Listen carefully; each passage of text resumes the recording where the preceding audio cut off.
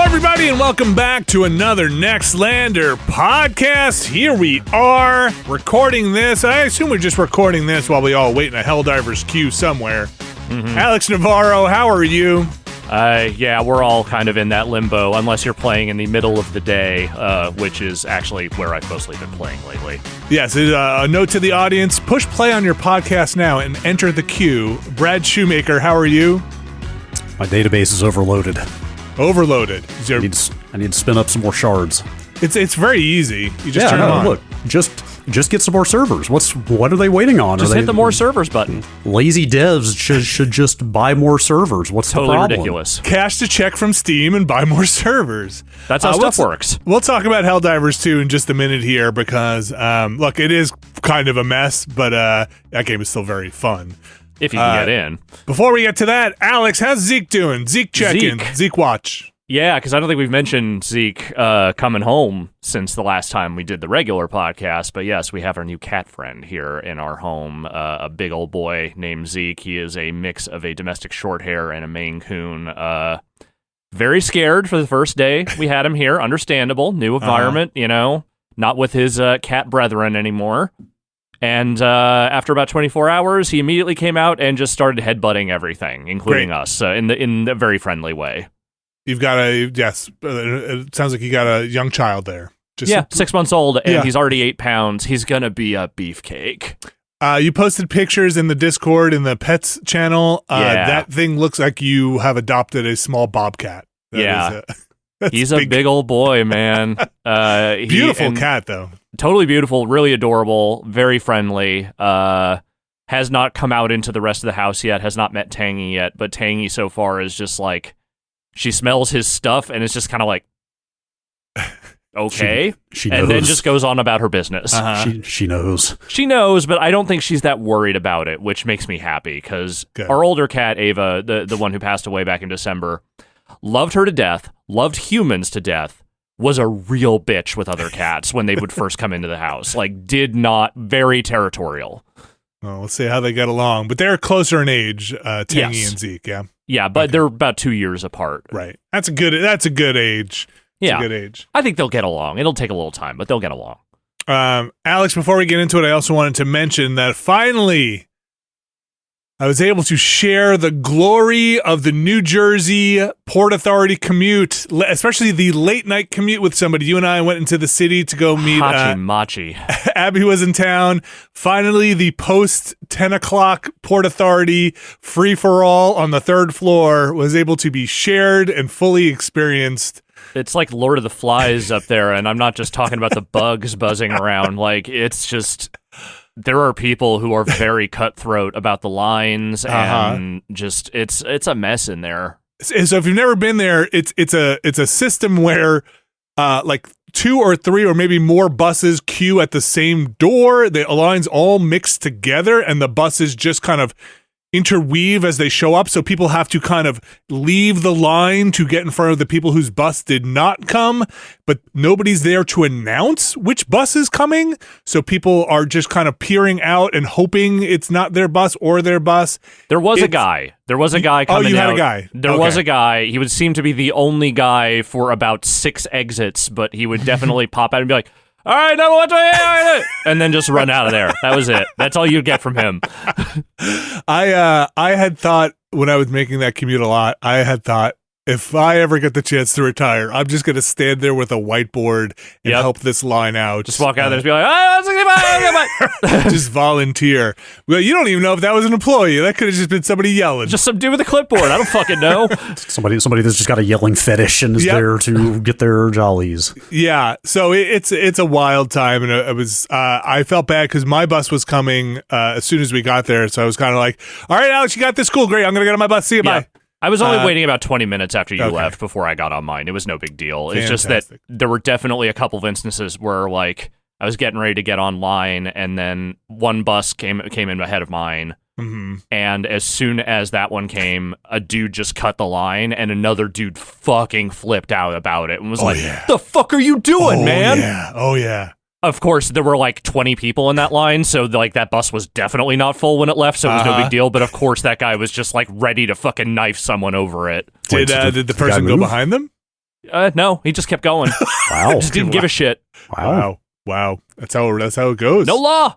Ain't no law, Port Authority. I did the digital ticket, and of course forgot. I never do the digital ticket. I usually have a paper one. Forgot as I'm online to just get it up queued. So when I walked up to the bus, I was like, "Crap! It's on my phone." So I had to do the thing where I leave the line, stand on the side of the bus. Yeah. People were very nice. Let me back on. Anyway, now do it every day. No. How'd you like the bus ride? Because we're about the same. So I took the express the last time I went, and that wasn't so bad. I had a weirdly hard time with like motion sickness, which is not a thing I normally have much of a problem with. The stopping, the brakes and stuff can be the tough. constant stopping and starting on the regular bus, I think, is just too much, and it just I don't know, like something was hitting bad for me on that ride. I don't get motion sick a bunch either when it was like heavy traffic, and usually when it was the summer and the bus was very hot, I definitely had those feelings of like, oh, well, this is just going to end poorly for everybody involved here. This is just going to be that situation I'm telling on the Ramblecast where I got super sick on a bus and, or I just projectile vomited everywhere. Yes. Brad, how are you doing?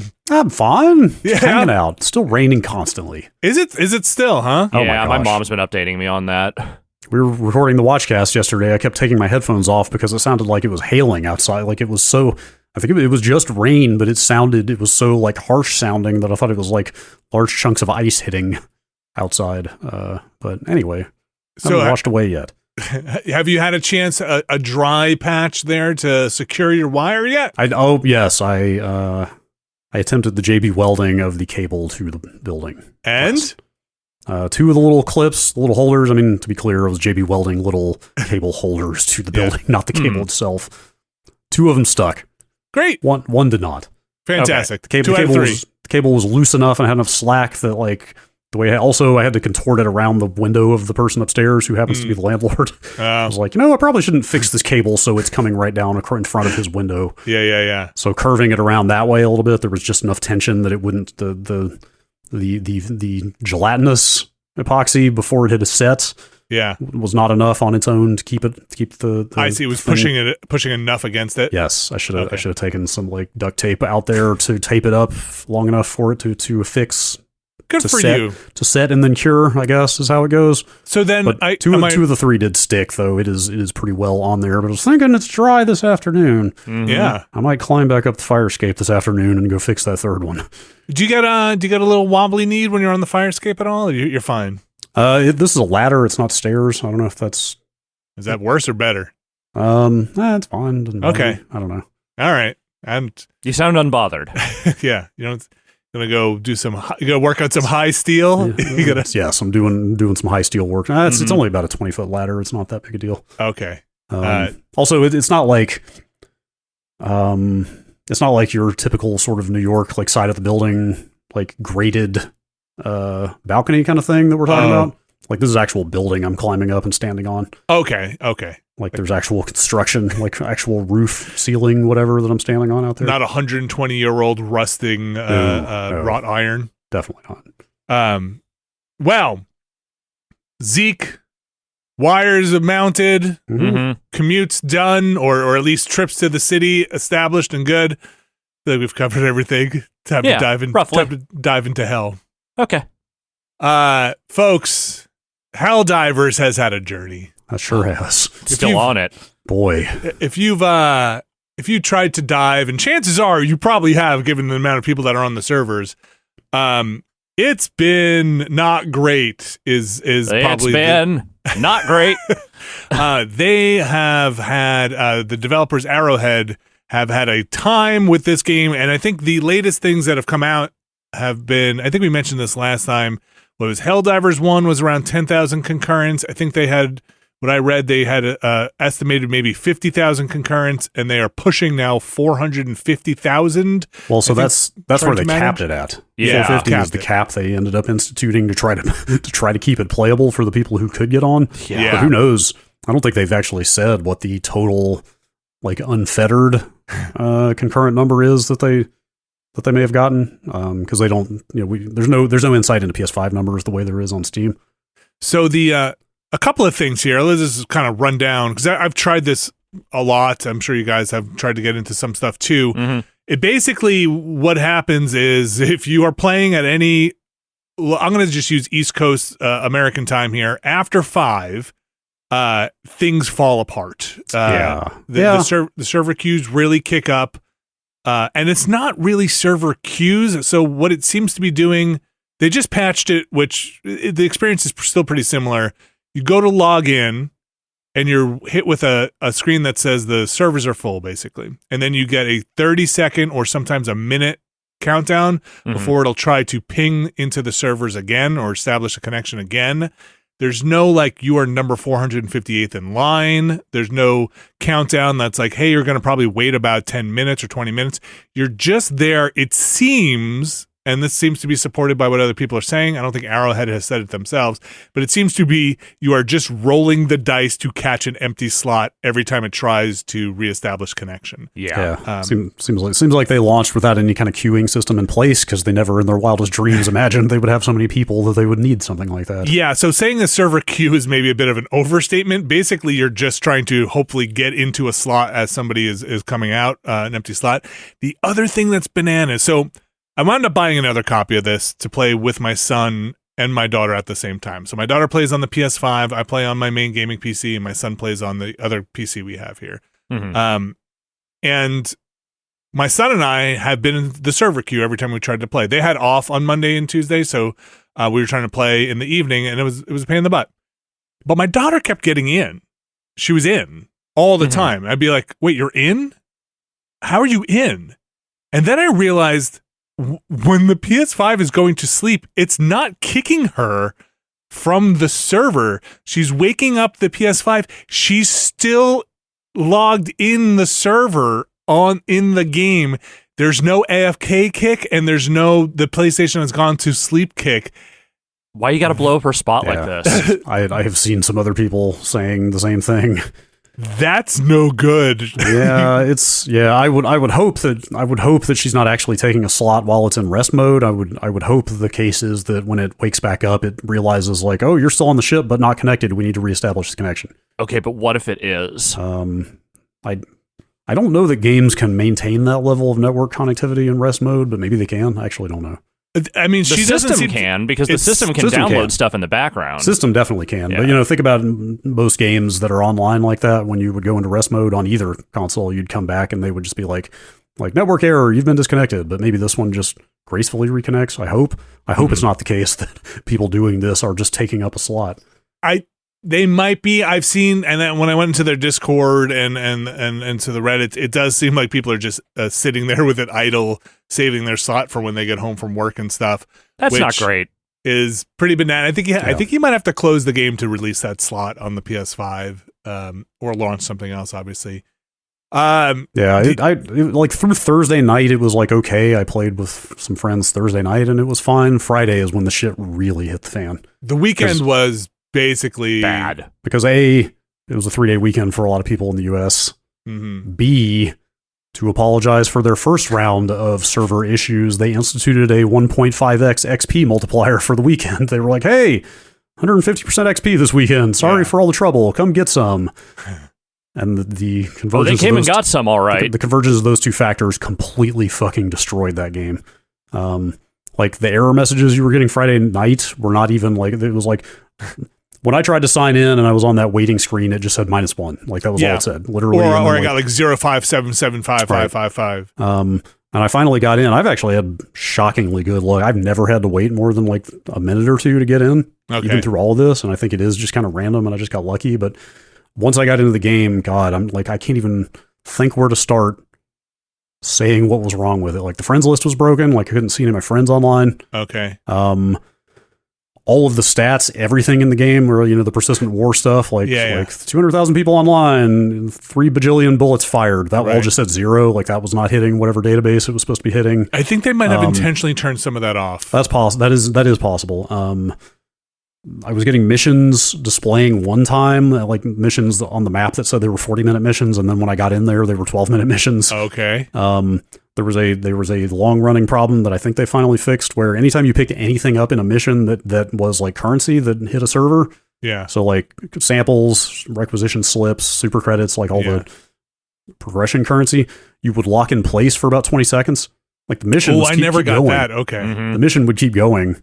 People, if you were lucky enough to be able to get other people in your game, they could keep running around doing stuff. But you yourself would? You could even keep animate. You could even like duck up and down, but you would just be stuck for like 20 seconds while it tried to register whatever thing you had picked up. Okay. Right. I never got that. There were other issues as well. It was such a mess. So and knowing, the other big one was it was not rewarding any progress for completing missions. I saw people saying that. I never had that happen to me either. So it happened to me, but then I found out if you logged right back in, it would finally ring up.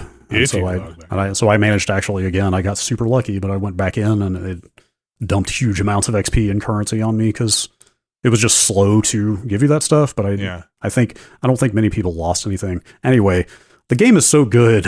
I know that with all of that shit going on Friday night, I was still so desperate to play it that I had slogged through all of it and got in there and got completely destroyed by those robot defend missions that are currently going on. Yeah. The defend ones or get the scientists to the doors. So those are the same. It's the scientists to the doors is the mission type, but I guess they call it like a defend campaign. Okay. Yes. Like the one that's the active one that's currently going. Like the big world goal right now is like to finish 8 defend campaigns. It's that thing. So, but those missions are so goddamn hard. They tweaked it. They eased it up in a patch. Yeah. They retuned it. I think that game is super fun. My son and my daughter and I have been playing a bunch. I got that when you streamed, Brad, with Will and Chet that on that Thursday. I got my Twitch drop not from watching that channel, from watching another channel, because I think you have to be like hooked up with Arrowhead to be able to, you have to distribute that drop. Yeah. So I got it, but I never cashed it in, and then I went to go cash it in. And there are no more codes for the PC. Oh, that sucks. And so I got a code for the PS5 and I gave it to my daughter because she wanted the That's Sims. a bummer. That's a bummer. I didn't realize those were like limited number of codes, or at least that's what it said to me when I tried to cash it in and said there are no more codes available for this, but the PS5 still had codes. Yeah, that game is super fun. I've leveled up a bunch. I played on basically trivial and easy with my kids, and I still got enough of a reward to make it worth it and fun to do. I'm not getting the higher tier samples, but I'm getting enough requisition points, super credits, regular samples to pretty actively engage in their level up system. I got a ship upgrade. I found out that the boosters you can get are not consumable. Yeah, I really thought they were, and they're awesome. So everybody, we should all get different ones at some point. You can't double up on them. They need to be unique for each player on the loadout. It's not like they stack. You don't get any stack. Yeah, those are key. Those are awesome. Sure. What else did I find out? I got the jetpack, which is super fun, but takes up a slot. So I don't know if you're going to bring it. Yeah, use the backpack slot, which like they don't give you anything that is a backpack for like until like level 8 or 10. I want to say you get that supply backpack. Oh, is that one? Okay, sure. Yeah, I skipped that one because it did not sound fun. But. And I think the rifle or the one that you can load the ammo in from the ammo for the recoilless and the autocannon. I think both have a backpack. I've been on reload duty a couple times. Is it fun? Which is fun, but there's also a bug right now where when you reload, so to explain for people who don't know, there's like the recoilless rifle and the autocannon are like super heavy, kind of single shot, or I think the autocannon holds 5. The recoilless literally holds 1, and then you have to reload it again. And another player can go in there with a backpack full of recoilless ammo and feed ammo into the rifle as the person is shooting it to make it go faster. The bug when you reload somebody else's weapon like that, though, right now, is your reload arm gets basically stuck to their shoulder. Oh wow! And you can't separate. Oh, like physically, you're stuck together, and like both players are sort of pulling each other back and forth. You can't do anything. That's pretty ridiculous. It finally, after 5 or 10 seconds, it'll clear up, and you can finally run off and do something else. It's just like there's some broken stuff in there, but it's again, the game is so goddamn good. Who cares? I'm trying to describe to like my family. Because my son was like, "Oh, are there other games like this?" I'm like, "There kind of are." And we were having a big talk about Starship Troopers, and I was kind of talking to him about like the joke of the, for democracy and why making fun of it is funny. Don't even get me started on the Starship Troopers discourse. If that's where you're going with this. Well, no, I was just kind of going to go into explaining, I don't want him running around shouting, have some liberty, without realizing that it's like, hey, you're parroting this propaganda stuff. Yes. That's what I mean. That's what I mean is that there's a whole thing. I shouldn't even get into this. There's a whole bunch of people out there going like, no, Starship Troopers was good and correct now. Like that's where this stuff has gone. Wait, like it's sincere? Yes. Not only that it's sincere, but that the Terrans were correct. The people who are extremely explicitly, like so painfully, obviously Nazi coded are actually the good guys.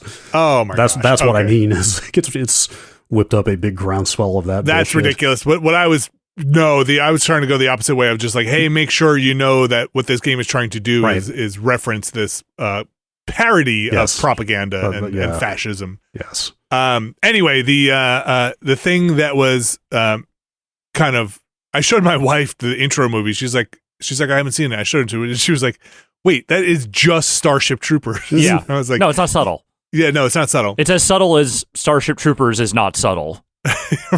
Right, or should not be subtle. Yeah. It should not be easily mistaken. But the thing that was really interesting playing with them, aside from being able to level up and having a good time with it. Oh, the other thing too, I'm getting a little sidetracked, but the other thing too is you can't do private games. You can do public or friends only. So, when I was playing with my son if I was hosting, people would be jumping in to our games. So you can't just say like, oh, it's a private thing. Just the two of us are going to do some duo runs. Oh, so it always stays open for friends to join? Yeah. So I would eventually, if I just wanted to play with him, we haven't done a lot of online stuff and I trust all my friends. The people who came in were very, very nice that we played with. But, like I'm playing with my family. Sometimes it can be a little weird. I would just go on, join their campaign because they don't have any other friends that could join in. But yeah, it was totally fine, and thank you for everybody who played with my family and had a good time. Yeah, I've kind of appreciated that aspect of it. Like, it's been a long time since I played a multiplayer game where I left everything just on open join. Yeah. But, like people I haven't played games with in a very long time have popped in, or I've popped into, it's been, I've kind of reconnected with some people playing this game. Some friends of the site and so forth. In-game chat seems to work fine across crossplay. That stuff seems to be working well, and it does not recognize this Motu, or maybe I just need to set it as a default microphone or something. But I could not get it to see this microphone as my mic, so I had to use Discord. Oh, that stinks. It worked pretty well in the in-game with my daughter and our microphones we were using here. So that seemed to work well. I did not have any crashes. I know a lot of people were having crashes. I did have the thing with the black screen before they patched it, where you just got a black screen that came up and you had to wait like 20 minutes for the movie to even load up, and then you got into the quote-unquote queue. But man, so anyway, yeah, sorry. Going back to what you were saying before, about 10 minutes ago, trying to explain what's different. My son was like, are there other games like this? And I was like, yeah, I'm not really sure what's going on here. That is, they didn't invent the team-based third-person shooter here or anything. I feel like maybe if you need to compare it to something, I mean, I guess something like The Division is not that far off in terms of like the format of shooting, though it is a very different universe, and there are some very key like gameplay differences. Yeah, and it's more of a loot shooter, and this is more of a PvE, like Left 4 Dead / I don't know, name your favorite PvE game. You already did. But there's something, the action, the over-the-top kind of cinematic style to it is really well done. The part where it's doing the thing where it takes its universe seriously but not its characters seriously, or the action seriously, is fun, but it's also not goofing on itself, right? They're hitting that tonal balance where everyone in the universe, this is the most dire thing in the world, but it's also the most ridiculous, over-the-top thing in the world. You get a very distinct impression that every single one of these problems is completely self-inflicted. Totally, yes. Much like blowing yourself up in the game. Yeah. But the amount of you don't have to, the game doesn't concern itself with it's kind of like Starship Troopers, where you're not, in the background is all the bad stuff, and what is supposed to be on the surface level is the heroic fight against the bugs, right? Mm-hmm. Not how much this cost, not the human toll, not the environmental damage, not the horrible friendly fire that's happening. At the end of the day, you're supposed to raise your hand and say, for liberty, right? Yeah. And for I think managed that's democracy. for democracy. And I think that's what's, for me, kind of fun tonally about it is you're calling down megatons you're just dropping napalm. You're using the world's worst weapons against everyone. And at the end of the day, you're raising your hand and saying for liberty. And I think totally, and that's sort of the conversation I kind of had to have with my son was like, hey, you're not supposed. Don't be a fascist. There's a couple of layers to this. Yeah. But also I find that it's a little bit of like the Warhammer stuff, like the 40K stuff of somebody running a chainsaw through somebody and yelling, you heretic, right? And just destroying a planet, right? Mm-hmm. Oh, I guess we have to wipe this planet out because heresy's there. It's a little bit of that tone. And look, when I was looking at see what the errors were in the Reddit, and people are posting pictures for what is the creek with the robots that everybody's Malvellin Creek, something like that. Yeah, like people just posting like my buddies and I aren't making it out of Malvellin Creek because the damn robots are there. It's like kind of funny, like its own in-universe propaganda happening. It's ridiculous. That game is ridiculous. Yes, a lot of memes, a lot of community building around it. Let's say. Yeah. Yeah, I don't know. Sorry, I've spent a lot of time thinking about like why is this game so good? Because on paper it's just a 4-player third-person PvE shooter. Yeah, and like I mean, it's a lot of. I think it's really just way more than the sum of its parts, and those parts are already pretty goddamn like exemplary on their own. Like a lot of the things they did, like the visual presentation, the strategy inherent in all the call downs, the level of like physics simulation that's going on, like all of those in and of themselves are like better than average by a lot, but then all of that put together just turns into this experience that feels like it's hitting a caliber that I kind of have not seen in this type of game before. Yeah, and the dare I say the loop, the levers, the knobs they've tweaked with, you get a pretty generous resupply or requisite. You get lives basically, but then when the timer goes up, you don't. And so you have this nice push to go get as much as you can, get out of there, and extract. And I don't know if they're using some kind of, I think we mentioned this when we played with Will on one of the Friday ones, a director or whatever to make things more difficult or easier or whatever. But it seems to work okay. Alex and I played a bit this morning with 2 people. I'm not sure how the scaling is working. We got worked. Yeah, I don't think it scales to number of players. I think the difficulty is the difficulty. Okay, like medium is going to be medium no matter how many. Yeah, that's my impression. So yeah, we had trouble finishing a mission on time because we couldn't take down the bugs fast enough. And maybe we should have been joining the cause for the robots, but we're cowards, and we go fight bugs. Damn robots are hard. They're not nice robots. They're hard, although they're getting a little easier as I finally unlock more weapons and armor piercing and stuff like that. And I started to say I was almost hitting a little bit of fatigue. Part of that was it being broken and just not getting what I wanted out of it. Even though I kept playing it while it wasn't quite working right, but also doing the same missions, same difficulties, like same loadouts. At some point I was just like, this is starting to feel a little samey. And then I think it's around level 10 that you unlock a ton of new stuff. And the other thing is you really have to engage with the quote-unquote battle pass, the war bond. Sure, to get new weapons. That's where all the weapons are. Yeah. And I finally was just like, you know what? I'm going to stop buying super credits and boosters and armor and whatever. I'm just going to buy weapons on the war bond. I'm going to do nothing but buy weapons. Yeah. I didn't love any of the starting weapons.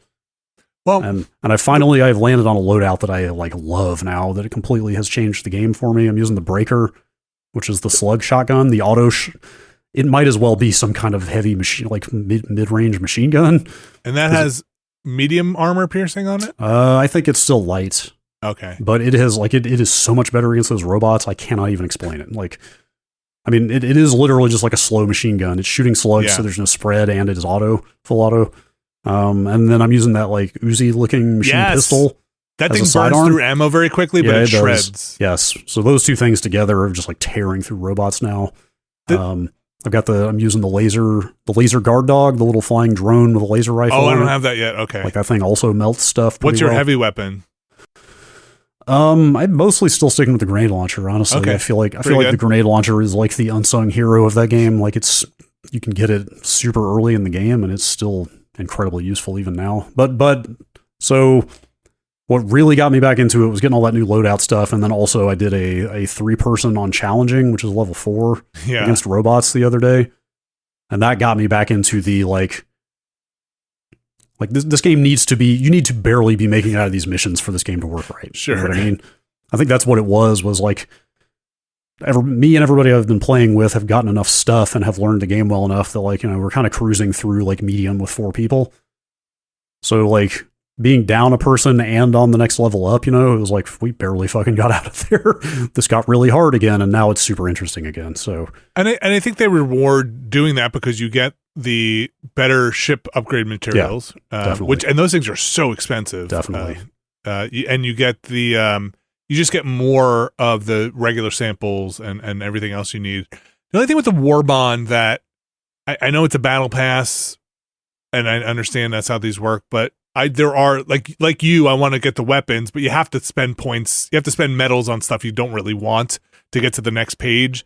So you're like, I guess I'm buying a cape and, you know, this emote to get to the slug thrower so that because, you know, I got to spend 28 more medals before I open up the next page. That part's a bit of a bummer. I also have that real bad habit of if I have the exact amount of currency, even if it's for something that is totally useless to me, I'm just like, well, I could buy that. So I do. And so I have all these fucking backgrounds I'm never going to use, but I had the money, so I bought it. I mean, if you're doing the dailies, you can get medals pretty quickly. Yeah. And some of the dailies are tough. Some of them are easier than others. I think the current one now is like kill 60 things with the antimatter rifle, right? That was today's that we were doing. Antimatter, is that what it's called? I think the sniper rifle. Oh, the anti-material. Anti-material, yeah. Which is like, okay, you can actually kill 60 things with that pretty quickly, especially those little bug fleas if you're trying. But one of them the other day was like kill a bunch of stuff with that really heavy duty orbital strike, this 120 millimeter or something, like the 380.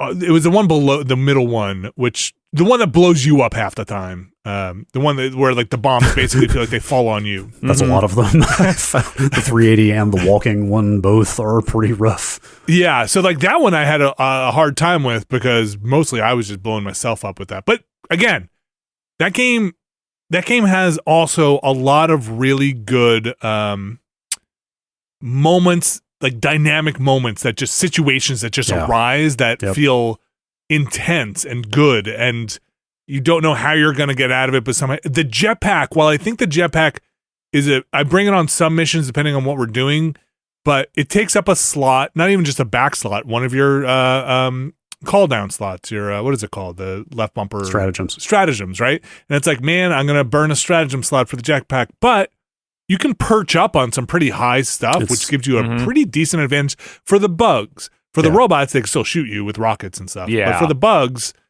it's pretty useful to be up that high. I came around to the jetpack for maneuvering and positioning being super useful. It's not for like, you're not going to fly with it, you know? And I wish it went just a little higher. Like I still find myself missing a lot of ledges that I thought I could get up to, but just for getting mobbed by stuff and just being able to very quickly reposition yourself away from that mob is incredibly valuable.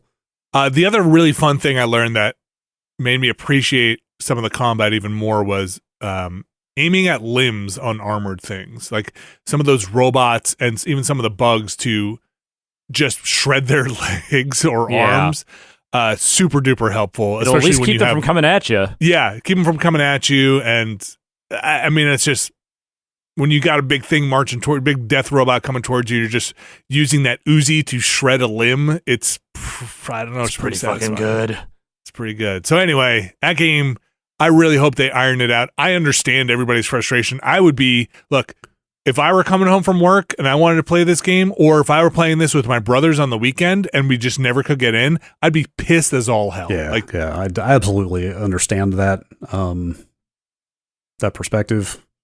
The thing that gets me though are the people out there are just like, oh, one weekend was understandable, but they should have had it fixed by weekend 2. It's like, you don't understand the nature or the complexity of this problem. Like they may, and by all appearances are, working like 24/7 to get this fixed and still aren't there yet. Like the back end may just not be built to scale to this level, this number of players. Like there's a bunch of like, it's not like there has been a perception among some idiots out there that are like, oh, they just don't want to spend the money to spin up more servers. Like that's right. Absolutely not true. This is not a problem you can just throw money at. They're having to re-architect part of their whole back end. I think they've said they've had, because they're putting out patches. The thing I read last from them was like, look, it's going to take a couple of patches to get this fixed because we actually have to go into the code and change stuff. It's not just spinning up more capacity servers.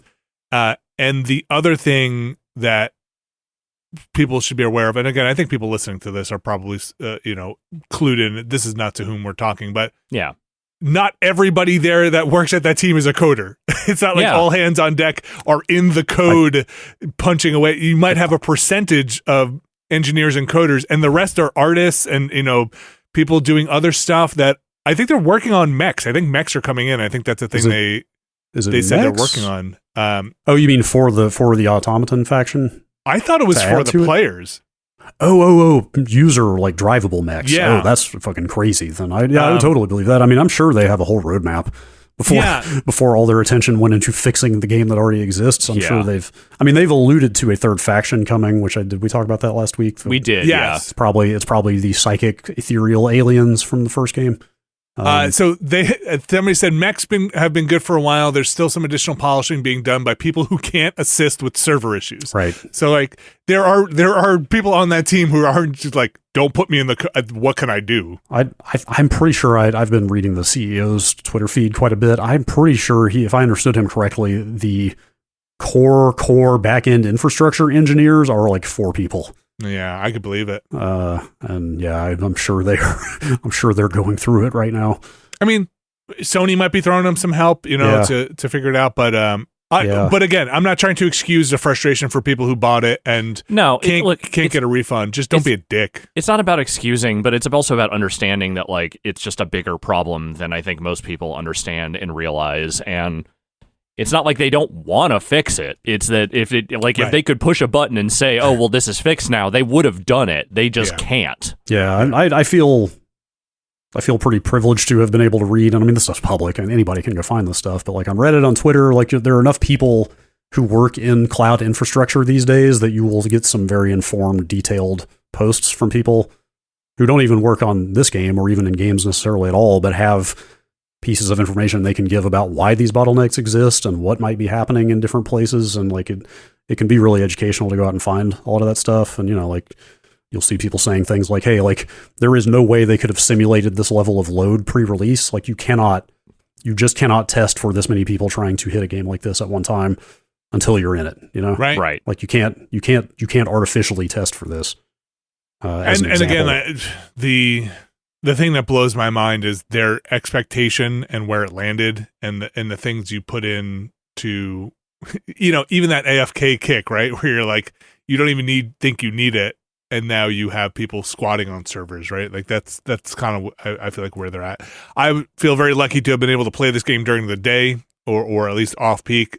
Feel bad for the people who haven't been able to do that. Yeah. Hope this gets sorted. Yeah. It sucks. Yeah. Like like you, I want to stress, I'm also not like Paul. I mean, I'm not saying it's fine that the game doesn't work that people paid for. Like that sucks. No, not at all. But also like just from a pragmatic standpoint, like, calling them lazy or sending them death threats or whatever is not like, there's nothing they're doing the best they can. Like just, it will get there, but it's going to take time. It's just a difficult problem. I think I saw the CEO responding to somebody on Twitter who was like, can't wait to get home and play some Helldivers. Oh my gosh, I've been looking for this. And say, you should wait. Don't buy it yet. Like, as much as I want your money, like, just wait until we get all this fixed and hold off. Like from the complete other end of the spectrum, though, the one thing I've seen some calls for that, like, you have to kind of stop and think about is, like, some people have said, like, hey, they should pause sales of this game. Like, and this was last weekend when it was terrible. Like, it is much better now. But, like, it's kind of hard to argue with that in some sense. Yeah, if too many people are playing at the same time. Like, if it is that broken, like, it is kind of hard to argue with the idea that, like, maybe they should, if not pull sales of it, at least, like, put some extremely obvious signs up before you buy it saying, hey, experiencing larger than expected load, like, this may not work for you. Consider waiting or something. I don't know. But at the same time, like you've only got so much time to capture your audience, right? Yeah. And, like, you know, it's that, and it's also, I mean, the real thing is that when you hear the story of a game being pulled down from a store, it's usually because something is really fucked up. I mean, we remember the Cyberpunk thing. Yeah. So there is a perception that probably they want to try to avoid if they can, because it's not that the game is unplayable, it's that there are times when the game is unplayable. And that, we don't know, or maybe you do, but I don't know. But I don't know how that works on the back end of Steam, of like pausing a thing and putting it back up. If there's like a strike system, or Steam doesn't want to have to be able to do that. I have no idea. But you're right. Like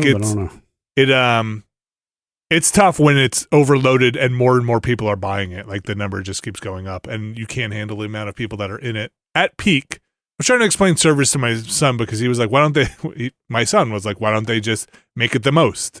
And I was like, well, it's not that easy. You know, there's off Come peak gather times. around, ye son. Let me tell you the tale of development resources. Yeah. Or let me tell you about early MMOs, right? Mm-hmm. And launch day MMO woes. And we really haven't had in the last decade this bad, I feel like, a launch day login scenario. Like it's been creaky, but it hasn't been the ones we used to have in the early 2000s. No, this is a lot rougher. I think Payday 3 was pretty bad last year, but not this bad. They also corrected that one real quick, like within a matter of days. I feel like I think so.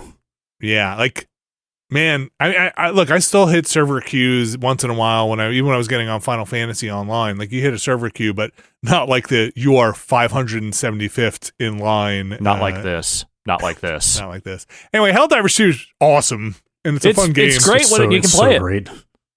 Still one of my favorite things I've played all year. In fact, two of the games I'm going to be talking about this week are games that I feel like are probably going to be on my top 10 list this year. And I hope they figure it out, and I hope everybody who gets in there can play. And we gotta push the machines back. Okay, that's all I'm really worried about. That's right. If we lose managed democracy, what do we have left? what do we have left? You want to go live under a bug government? Not me. Also, I just really want the developers to reap the rewards for making a really great game, and not just the heat for making a really good game. You know, like I want them to feel very good and just take a second. I think they're going to be basking for a while, my friend. Yeah. Hearing that they're already working on new stuff to put in there. Like I think I'm level 11, and I think 20 is the cap.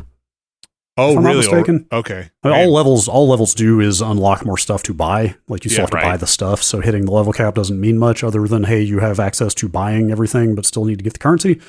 But I've unlocked enough of it now that I'm seeing the end of that ramp or whatever. Yeah. And thinking like, oh no, man, no, I don't want to run out of stuff to do in this game. Like I've still got a ways to go, but I at least see it coming. But then, like get those samples. The idea that they might have more stuff ready to go, like by the time, maybe not by the time people start hitting that, like buying everything and having done everything, but like not that far off is pretty exciting. I did see some cheating videos coming up, going through, which is a bummer, especially with the kind of horrible anti-cheat stuff they have packed in there, which is also kind of a bummer. I don't know what the fuck that thing is on the PC. It still slightly unnerves me every time you launch that game, and that tiny little window pops up in the corner, and like, what is that thing? I don't know. Like it. Want it off my machine as soon as I can. I had to like give it I gave it like a mild, hey, antivirus software. You're just gonna have to let this thing go for now. And seeing videos come up where people are walking out of missions with 99999 samples. Oh, that sucks. Kind of sucks. I hope maybe those are made up. I don't know. We live in a age where all those videos could be faked anyway. So who knows? But I wish that cheating. I wish they had found another way. To stop that stuff. Yeah, we should mention before we move on. We are aiming to stream this again on Friday. Yeah. So everybody log off. Yes, everybody. If everybody could. I mean, if it's during the day, we might be all right. Yeah. I'm hopeful that, kind of middle of a work day. Turn your PS5s off. Yes. Yeah, Will Smith has committed to coming back and playing with us again. He has been playing a lot. He is very high level. It doesn't really surprise me. He has a lot of stuff unlocked. The thing that has been going around and does work if you're all in the same ecosystem is joining on a friend. I thought it worked just on the PS5, but it does work on the PC. It seems better. On the PC? Yeah, in terms of like, I've still had to wait and kind of stare at like a loading screen for maybe 3 to 5 minutes after joining on somebody from my friends list, but it did let me in. You get to in, yeah. So and have you just been like hitting anybody who's on? No, but that's pretty devious. I have thought about that. I'll have to. Just be like, get me Ideas in. are formulating. Yeah. The thing is, it doesn't. Half the people that are on my friends list are probably also waiting on the screen. It says they're playing Helldivers and not necessarily in mission. But when my son and I are playing on the PC, whoever gets in first just pulls the other person into the game. Weird stuff. I hope they get it fixed. They'll get there. All right. Let's take a quick break. We're going to talk about some other non-Helldivers 2 stuff in just a second. Stick around. This week's show is brought to you by Babbel. Alex Navarro. Yes, Vinny. I genuinely love learning languages. And I'm genuinely terrible at other languages. Yeah, I love the idea of learning languages, but past experience has taught me that's not as easy as I would like it to be. Yeah, I know some Italian. I probably should have learned more when my grandmother was not speaking it to me, and I should have been like, "Grandma, please," and I didn't at the time. And I've been making up for it ever since, trying to learn books and tutors and everything. But Babbel is here to help me out, and I've been going through with Babbel to brush up on my Italian, and I've been really enjoying it. This app is here to help you apologize to your Nona. Yes. Babbel's quick 10-minute lessons are handcrafted by over 200 language experts to help you start speaking a new language in as little as 3 weeks. Babbel's designed by real people for real conversations.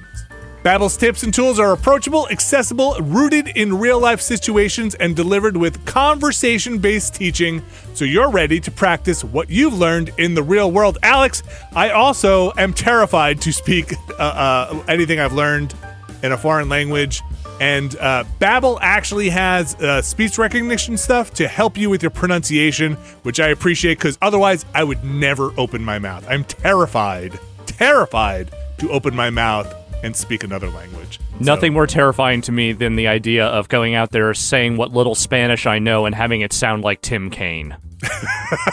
Yes, the most terrifying of results. Babbel has over 16 million subscriptions sold, plus all of Babbel's 14 award-winning language courses are backed by their 20-day money-back guarantee.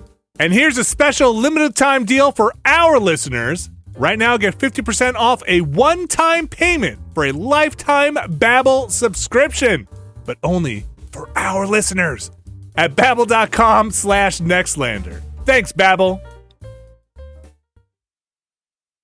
And we are back now. There's Final Fantasy VII Rebirth coming out soon. Rebirth coming out soon. Was it next week? Official launch? Yes. Demo has been out. They just added today. They unlocked at the time of this recording, I should say today, the ability to go into the open world-ish, the map, let's say, the Junon region.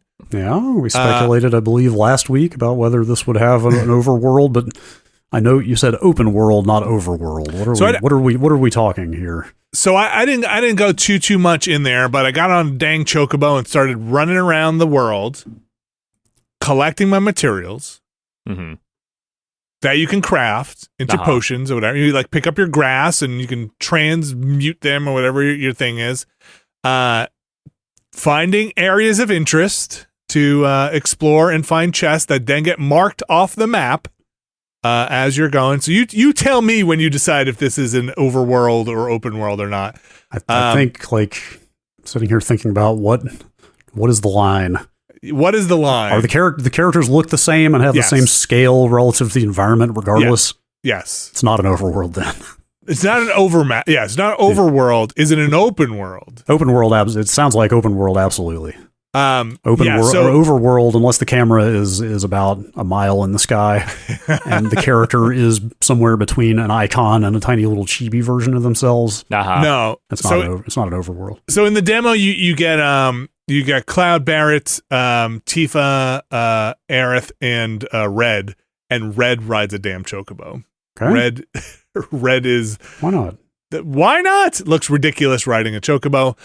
You ride around, and again, you're kind of stumbling upon things that are like, this area looks cool, and it also has 0 of 2 chests that you found. And so you go and you find your chest, and you clear it off, and you smash boxes. The weird thing is, the weirdest kind of mind part was, there are monsters on the map, and you just run up and fight them as if they were there, you know? Oh. Yeah. It's fine. I still think of that. I started to say, oh, you mean Chrono Trigger style. I still think in those terms of, if you don't see the enemies and they're random encounters, it's Final Fantasy style. If you do see them milling around, it's Chrono Trigger. But not only that, like, you just fight them. Huh. You know what I mean? Like, you just like, it doesn't cordon you off into a battle zone. Or weird. Interesting. Because even Remake, which I'm still playing and making good progress through, like, even then you don't really see enemies until you're right on top of them, and they kind of spawn on top of you, and then you're in the fight, and you kind of can't do anything else until you kill them. Yeah, so what I was playing in the demo was like, you can avoid them if you want, or you engage with them, and I had avoided them for a bit, and I was like, oh, let me try one of these. And I thought it would be like camera swoosh, and like you're in an arena or something fighting them. No, you're just kind of fighting them. There are some special tasks in the demo of like, hey, you probably have this in Remake where it's like, go get me data on these encounters, right? I need data from this. Go scan. Chadley. Who is it? Chadley. Yeah, Chadley. So you get a version of that in the demo, an upgraded version of that where it's like, I need more data, fulfill these requirements while fighting this special monster in the open world. I guess my point being, it seems like there's going to be a decent amount to do in between the story bits of this game. Mm-hmm. That sounds fun. I hope it's more engaging than the in between of Remake. Yeah, I don't know. Yeah, I mean, again, I only kind of bopped around a bit in the demo of that part to see what it was unlocked, and they say it's a streamlined thing, and I didn't do too much. I just kind of explored a bit and wanted to see how it all functioned, but I could see myself definitely scooping up all of those side objectives. Like that sounds fun, because I actually find myself wishing there was more combat more consistently in Remake. Like you go pretty long stretches just doing fetch questy, running back and forth side quests, and yeah, you do. Like the story beats and cutscenes there are great, but those are, they're not a ton of them. But I actually wish I was fighting more, because the combat is great and interesting. So if a lot more of the side stuff in this is going around hunting rare monsters and stuff, that actually sounds kind of awesome. It could be there's a chance, and again, I don't know, but there's a chance you could be grinding out rare materials for your crafting to craft, because it says you can craft weapons and stuff too. So I don't know if this is like a Souls thing where you're using a material from some special boss monster to craft some super sword or something like that. I'm not sure. We'll see how that all goes. But yeah, I'm back and forth from what I played in the demo of how invested I am right now. So I played through the demo stuff, the first part of it and the second part, and look, I'm ready to go, let's say, in the main game. You're jazzed up, ready to rock. Well, let's just say logistically ready to go. Let's just say if I were to take what I did in the demo, because you can skip that Nibelheim part in the main game if you did it in the demo. If I were to do that, I would probably watch the cutscene again from the end of that Nibelheim part, just in case there's anything different about it before skipping everything, is what I would say, is the thing I would say if I were doing that. You would say that. That's what I would say, just in case anything's different there.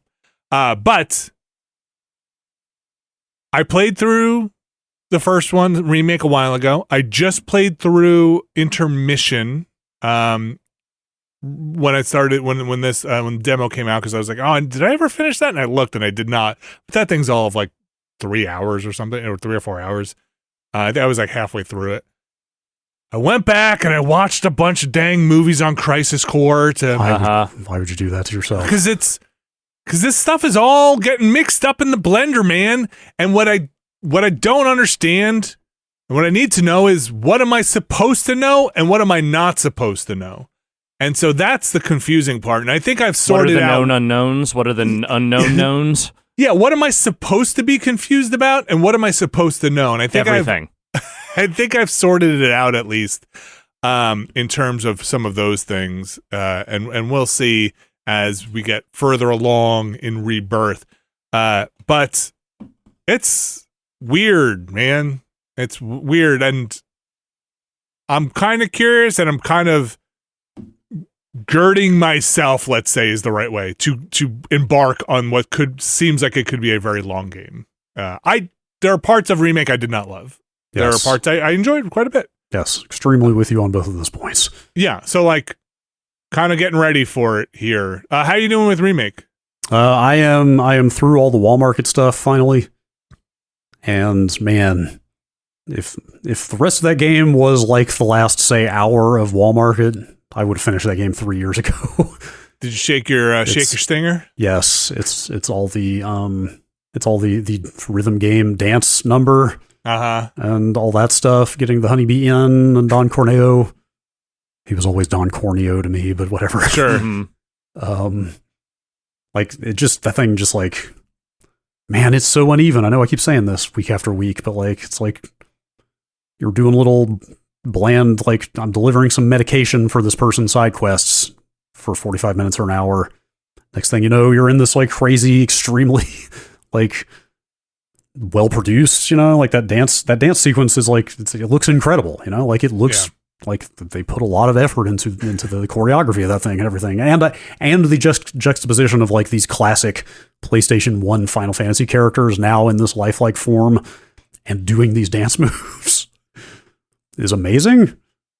Like that whole bit is really entertaining, and I wish the rest of the game. I mean, I get that part was probably pretty expensive. Like the whole game maybe can't be that elaborate, but I wish there was more of that throughout. I mean, that's more right. That feels more killer than filler, right? Yes, in that thing, for sure. And there's a decent amount of filler in there. And it doesn't help that large stretches of that area you're only one or two characters at a time, and like the combat is way less interesting and sometimes kind of frustrating with only one or two characters. But then they get characters back together after all that stuff, and now you're back to full strength, and like I'm way back on board with it now that I'm through all that stuff finally. The combat's probably the best part of 7. Yeah. Of Remake. I mean, the current version, yes. Yeah, I didn't think I would pick up on it as much as I wound up getting into it by the end, and switching around and trying to. I think when I first started, I thought it was going to be very spammy, and then wound up being a little more tactical. There's a lot of strategy to it for sure. Like you kind of need to be assessing every enemy you see to see what their weaknesses are, so you can stagger them and stuff. I sometimes have a bit of trouble, and I had this in the demo too, reading attacks and like maybe not blocking when I should be blocking, or just kind of going in and just basically war of attrition with potions and cure items to just winnow down an enemy, and stagger states, and what's it called, pressure and stagger, and the whole thing, switching stances and all of that. But it's pretty deep and interesting. When I played Intermission, I think I got through probably 80% of that before I remembered that there were the weapon sphere or upgrade things, and was like, oh right, yes, you drop it's been a while, you drop points into this weapon thing to get more damage or bonuses or stat boosts. Yeah, that stuff's key, especially when you change weapons and your new weapon has nothing unlocked on it, so you actually are becoming way less powerful when you equip a new potentially better weapon. Yeah, and you get special moves per weapon, right? Like sometimes you get a new ability. Yeah, you were saying before this, sounds like it might work somewhat differently in Rebirth. And in Remake, there's one unique ability per weapon, and once you hit 100% proficiency by using that ability, then you keep the ability even when you change to a different weapon. It's hard to say from the demo, my limited time with the demo, but it seems like maybe that stuff might be different. We'll have to see when we get more in depth in the Rebirth. Which won't be too long from now. Nah, I think I was at a time of this recording. Reviews are actually, by the time this posts for real, I think reviews are going. Yeah, when this is out, reviews will be out. We have the game. Like, just to be clear, we have Rebirth. We will talk about it next week. Yeah, I'm actually not too far past where the demo stuff is. I'm actually, I think it skips around the demo stuff, so I'm like around that part. But it's interesting. I haven't hit the part in my playing it, and again, just from the demo stuff where it's like I'm way back in. Like I hit that part in 7 in Remake. Sorry, I didn't need to say Remake, not just 7. Where I was like, oh man, I got it. I'm locked in. I feel this. I haven't hit that part in what I've played of Rebirth so far. Yeah, maybe you'll get there. I mean, that happened for me playing Remake. It was weirdly, it was when Aerith and Tifa met. Because they had not met before in the game, and like I wasn't sure how I felt about their portrayal of Aerith at first. She felt a little like manic pixie dream girl to me at first, but she has become much more endearing over time. And then like once they met, and it's like, oh my god, she's just like classic characters meeting for the first time, except in this much more lavish production than the first time around. You know what I mean? It's like, oh, this is kind of awesome to see this happening in this much better looking version of this game. See, the New York Times had Aerith on the front cover. That's what I was going to say. So I was going to bring that up in order to address what you said earlier about like, Remake's kind of uneven and you're maybe not super on board with Rebirth yet either. The thing that's going to propel me through both Remake and Rebirth is I have to know what they did. Like I have to know, we've talked about it before with Remake. I know they put some weird swerve on the story in this and I don't know what, and I'm excited to get there and see. I have to know what it was they changed. Yeah. I think the Times literally said this. Like, are they going to kill her again? That was on there. It was on at least the front page of the digital version. I could not believe, dude. I mean, it's been. I think they did this before, though. I don't think this is the first time. It's possible. I mean, done this. It's always fun watching a zeitgeist whip up around a release like this, but especially in this case, because like Final Fantasy, Aerith is on the front page of the New York fucking Times. Yeah. Like that's the level we're at. I mean, I saw an old clip going around of Robert Pattinson doing press for some movie. Mm-hmm. And I don't know who the actress was, but she must have been his female co-star. He brought up Final Fantasy VII in the middle of this interview for whatever movie it was and went on this like 5-minute ramble about how Aerith and Tifa like taught him the meaning of a love triangle, like what love was. And like it was this whole love triangle that affected him deeply. And then they killed her. And like the interviewer and the other actor are just sort of rolling their eyes. Like, but that's how like deeply embedded that game and that event are in the public, like the mainstream consciousness, right? Yeah. People love it. So seeing that on the front page, and it's just like, oh, the death that has haunted gamers for decades or whatever they called it. And then I think they quite literally posed the question of like, can they kill her again? Yeah. Well, they can. I know they can, but that's the whole point. Like will they? Like I'm going to go straight from, like, I could see myself finishing credits on Remake and just starting Rebirth on the spot.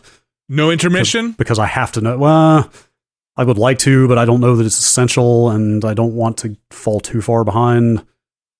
I might, maybe I'll poke at an intermission after I've played some Rebirth or something. You could probably just watch a summary video of it. Yeah.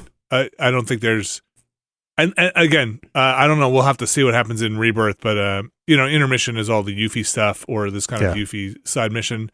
And maybe the events that happen there will be more consequential than I think, but it takes place concurrent with Remake stuff. Right. So, we'll see. Yeah. I don't know. I just am dying to see. I'm dying to see from your eyes too, because 7 was not that impactful for me. I played through all of 7 way after. I played through it on the PS2 backwards compatibility stuff. Like I must have been 2000 probably 3 or 4 or something like that. Like I came to it late. I didn't have a PlayStation. I was in college, didn't have one. And so 7 for me was always this like almost academic exercise of like, oh, I should play this because like everybody talks about it. And I wound up playing 7, 8, 9 back to back. That's a lot of Final Fantasy. It's a lot of Final Fantasy, and 9 wound up being my favorite. So like out of those, and then I didn't do 10. But 10's great. I've heard a lot of good things about 10. It's no X2. It is very uneven. Parts of it have aged incredibly poorly. But the stuff that happens in Remake, I don't remember a lot of it, or like things that they're like wink, and I'm like, wait, why are you winking at me? What does that mean? Yeah, what does that mean? And I think Brad, you were right in it, right, when 7 happened. Dude, I was deep in it. Yeah, like, there are a lot of Usenet posts you can find from 16-year-old me. Yeah. I should not make this claim lightly. I may have been the first person to ever post about this game on Usenet in English. Wow. Or very close to it. It was like literally, dude, this I found the bold post. Claim, that my is friend. a bold claim. I'm very close to it. It was literally when the issue of Jump came out in 1996 in Japan that said Square has abandoned Nintendo. They are going to make Final Fantasy VII for the PlayStation on CE. Did you rage post on there? No, I didn't rage post. Okay. I literally was bewildered. I was like, is this real? Like, how can this be real? And the response from people was equally bewildered of like, what are you talking about? Like, Final Fantasy is a Nintendo series. What? Yeah. It's true. A friend of mine and I also launched a mock petition to shut down Final Fantasy VII petitions. Okay. It was the petition to stop Final Fantasy VII petitions. So you were also ahead of your time. Because that was deeply in the middle of people like fucking getting petitions off the ground to force Square to allow you to bring Aerith back and God. shit. Oh, they weren't petitions to put it on a Nintendo platform. No. Well, I mean, that may have existed. There probably as well, were some of those too, but it was 1,000% people mad that Aerith died. Like, that was a huge fucking thing at the time. This is how deep down this like rabbit hole of memories that I've been. Some people will know what I'm talking about here. I went out and dug up the roughly 25-year-old post that Andrew Vestal wrote on the unofficial Squaresoft homepage. Like the very impassioned defense that he made of the fact that they killed her.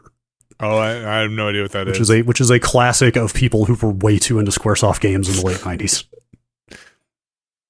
I watched the cutscenes before I played the game. Like my first Final Fantasy, I think, exposure was probably a demo that came with PC Gamer of Final Fantasy VII to play on my my Monster Voodoo card, to check it out there, and then didn't play it, just played the demo, loaded up the demo, because I remember a very polygonal Cloud jumping off a train on my PC, and that was about it. So I don't know, that was probably 98, probably. I think it was 98 when the PC version came out. Yeah, that probably lines up with everything. I was in college, and then again, didn't touch it for years, but people just kept talking about that damn game. It never went away. Yeah. People didn't, even when 8 came out, even when 9 came out, and everybody was hating on it.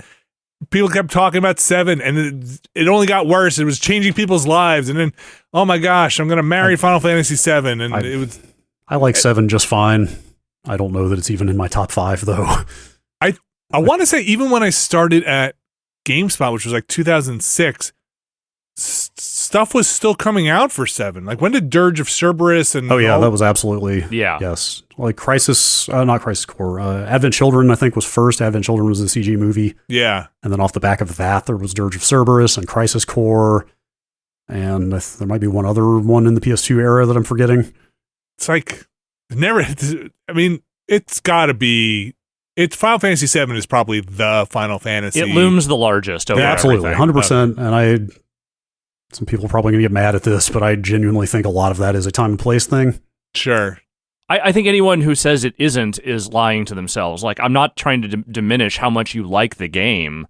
Like, I'm sure there are lots of people who love it just dearly, but the thing is, the reason it has such an outsized presence is that it hit at the exact right time for people to be completely blown away by it. And most of those people are in our age group now. Yes, like it is. There is a powerful nostalgia factor here, and also it was, the scale of this production was unprecedented at the time. Yeah, yeah. Nobody had ever seen a game this expensive and this elaborate, and with this kind of presentation. Like, that's a huge part of it too. But like the way a lot of people feel about 7 is how I feel about 4 and especially 6. Like a lot of it is just it's the Mario Kart rule, right?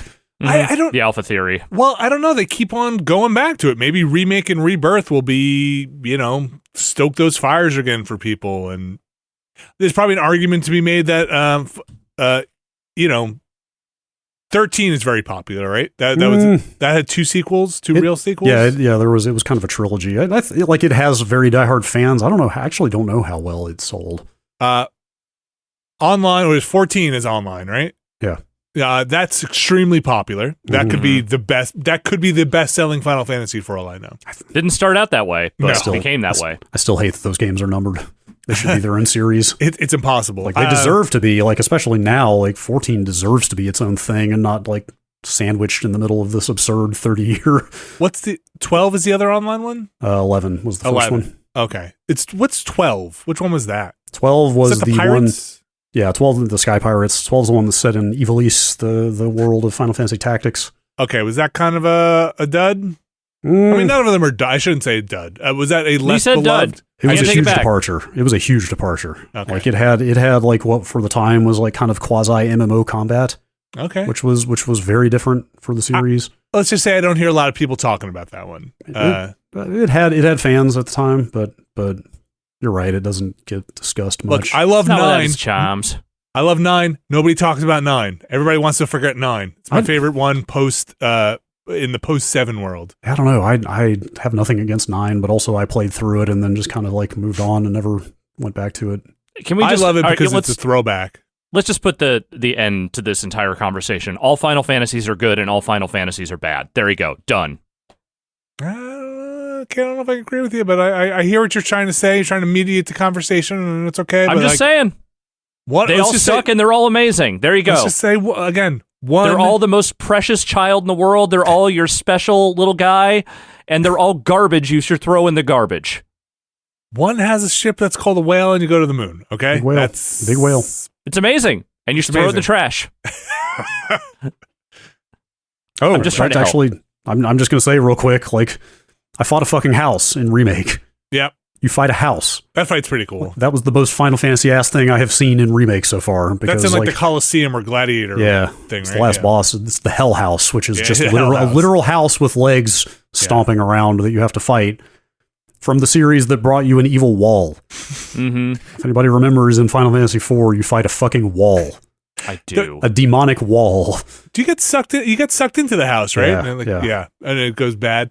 All right. Well, we'll have more to say, I'm sure, next week about the actual Final Fantasy VIII Rebirth release. Brad, do you think you think you're on track to hit? Yeah, no, I have to know. I'm past a hump, but then I went and looked. I just kind of looked up at like how long is each chapter. I just want to know what I'm in for. Yeah. It sounds like there is one more stretch of like filler side mission. Okay. I started to say tedium. I guess I don't know for sure, but I think there's 3 of them in the game. I think it's like, I forget what the first one is. It's early on, like chapter 3, and then like chapter 8, 9 has a lot of that stuff. And it sounds like there's one more instance of an area that is like 5 hours of just whatever. Well, but yeah, like I can't bring it with you. I have to know.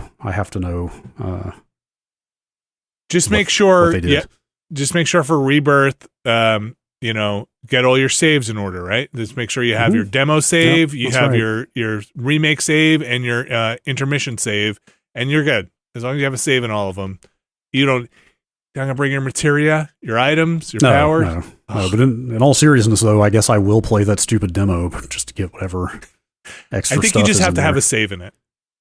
You don't have to finish it. I don't think. I think you have to have a save in it to get the.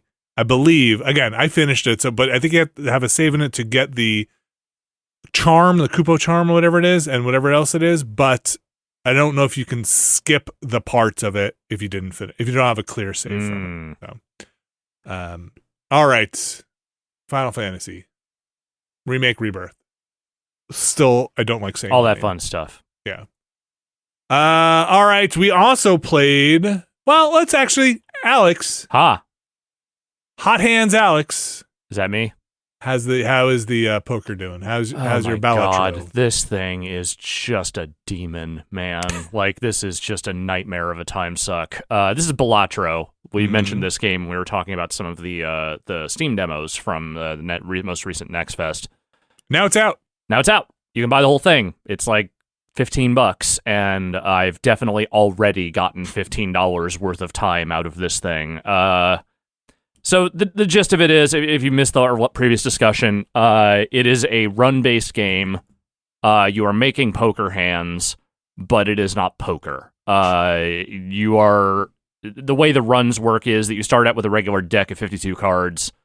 You are trying to make poker hands to beat a certain blind to move on to the next step of a stage.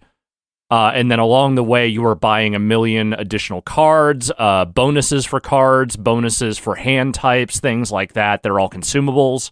And then you have these Joker cards, which create ongoing for your run, different kinds of bonuses. Like modifiers and stuff. Yeah, modifiers, things like that. And there are some permanent upgrades, though, like they're more just like, hey, you get an extra slot, or there's more of these that appear in the store, that kind of thing. And then you unlock like new deck types that have bonuses attached to them and new Joker types and whatnot. None of the runs so far have been that long for me. I think the furthest I've gotten was like about a 45-minute deep run. Pretty good. Yeah, it was like 6 tiers or something, I think. But it has that thing where as soon as you finish one, you're like, well, I could just start another one. And you keep like your Jokers nightmare. and stuff that you've unlocked and all that from the runs. Yeah, right? you don't have them like they're unlocked and you can add them to your next run. But the thing is, like, you obviously start out fresh with a raw deck. Okay, so the Jokers will be available They're to buy? They're unlockable. Yeah, you can buy them in the store, but you start out every run with 0 Jokers, unless there's some later benefit that's like, start with a permanent 1 Joker or something, which I haven't gotten to yet. Do you keep the enhanced cards after a run, or no? Does that reset also? The only thing you can do so far, at least as far as I can tell, is unlock types to be added to your run as you go. Okay. Man. And it is a good thing that Lemmy did not live to play this game because he would have died playing it.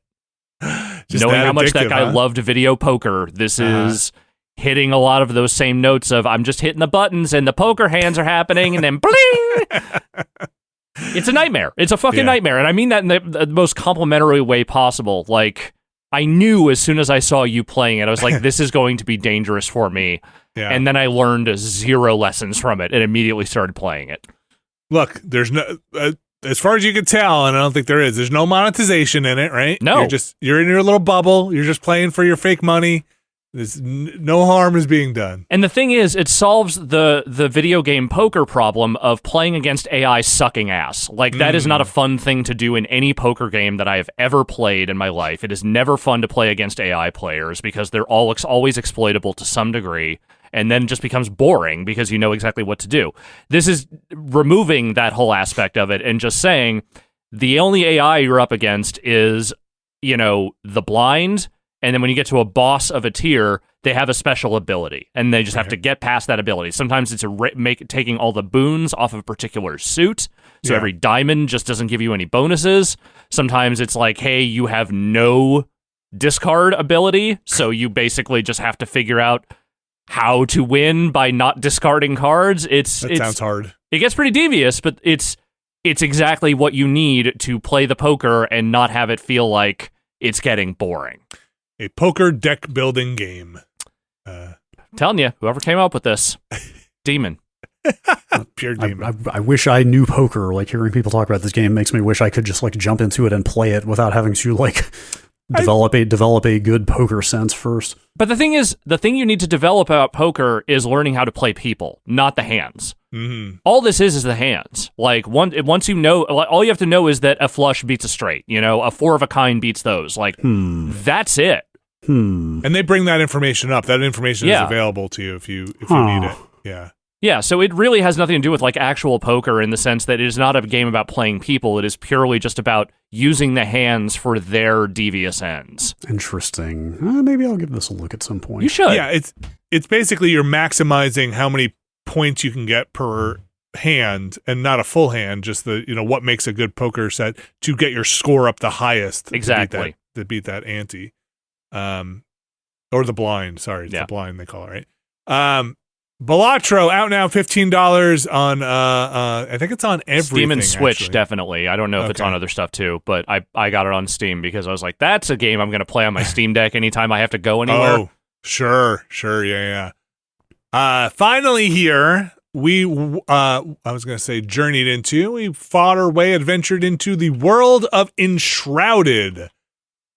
Let's just say there is no lack of multiplayer survival action games out there. Dude, like, hot off the heels of that one, Nightingale came out, you know? We looked at that one for a second and was like, should we stream some of that? I totally forgot Nightingale even existed. Maybe, Nightingale, I think that's in early access as well. Yeah. Maybe we're playing early program. Like, maybe that's too many tree punchers in too short a time.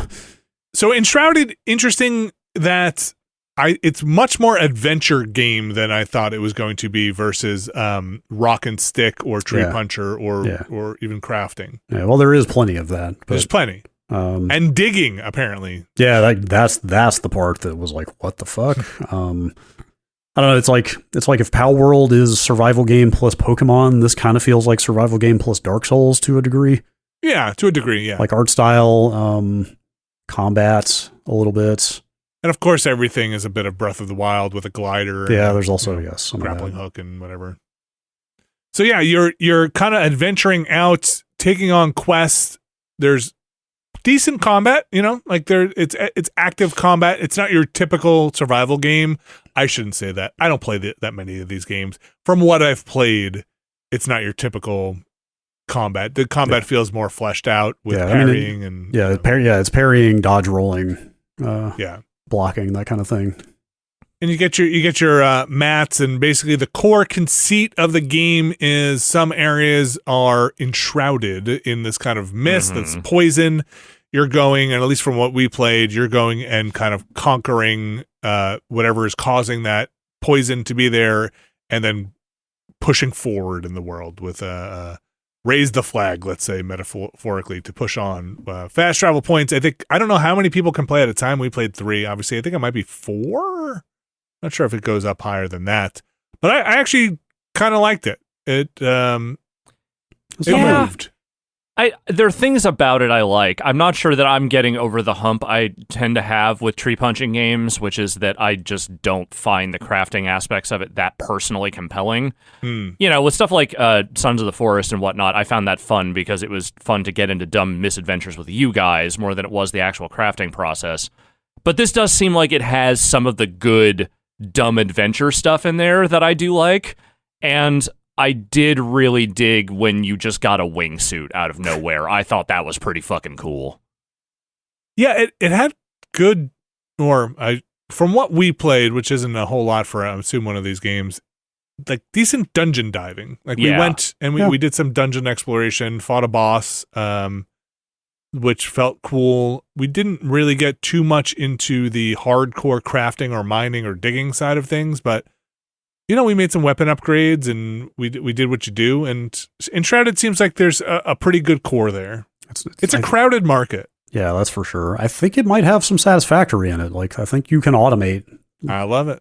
That's what people in chat were saying, which we didn't get into really. We were just getting to the point where we were kind of like smelting metal and stuff. But yeah, in addition to it being a mining game, it sounds like it might also be kind of an automation game as well. That sounds cool. I might try and boot up and see if it took any of my character stuff with me, what I took out, materials, backpack. I know I came into your game with some stuff, so we'll see if I extract with some of those things and boot up on my own and see. They do have dedicated servers you can install. I don't know if we're going to start up an Enshrouded server. Fucking Windows only. What the hell? Is it Windows only? Yeah. Whoa. Apparently it runs fine under Wine if you want to run it on not Windows, but anyway.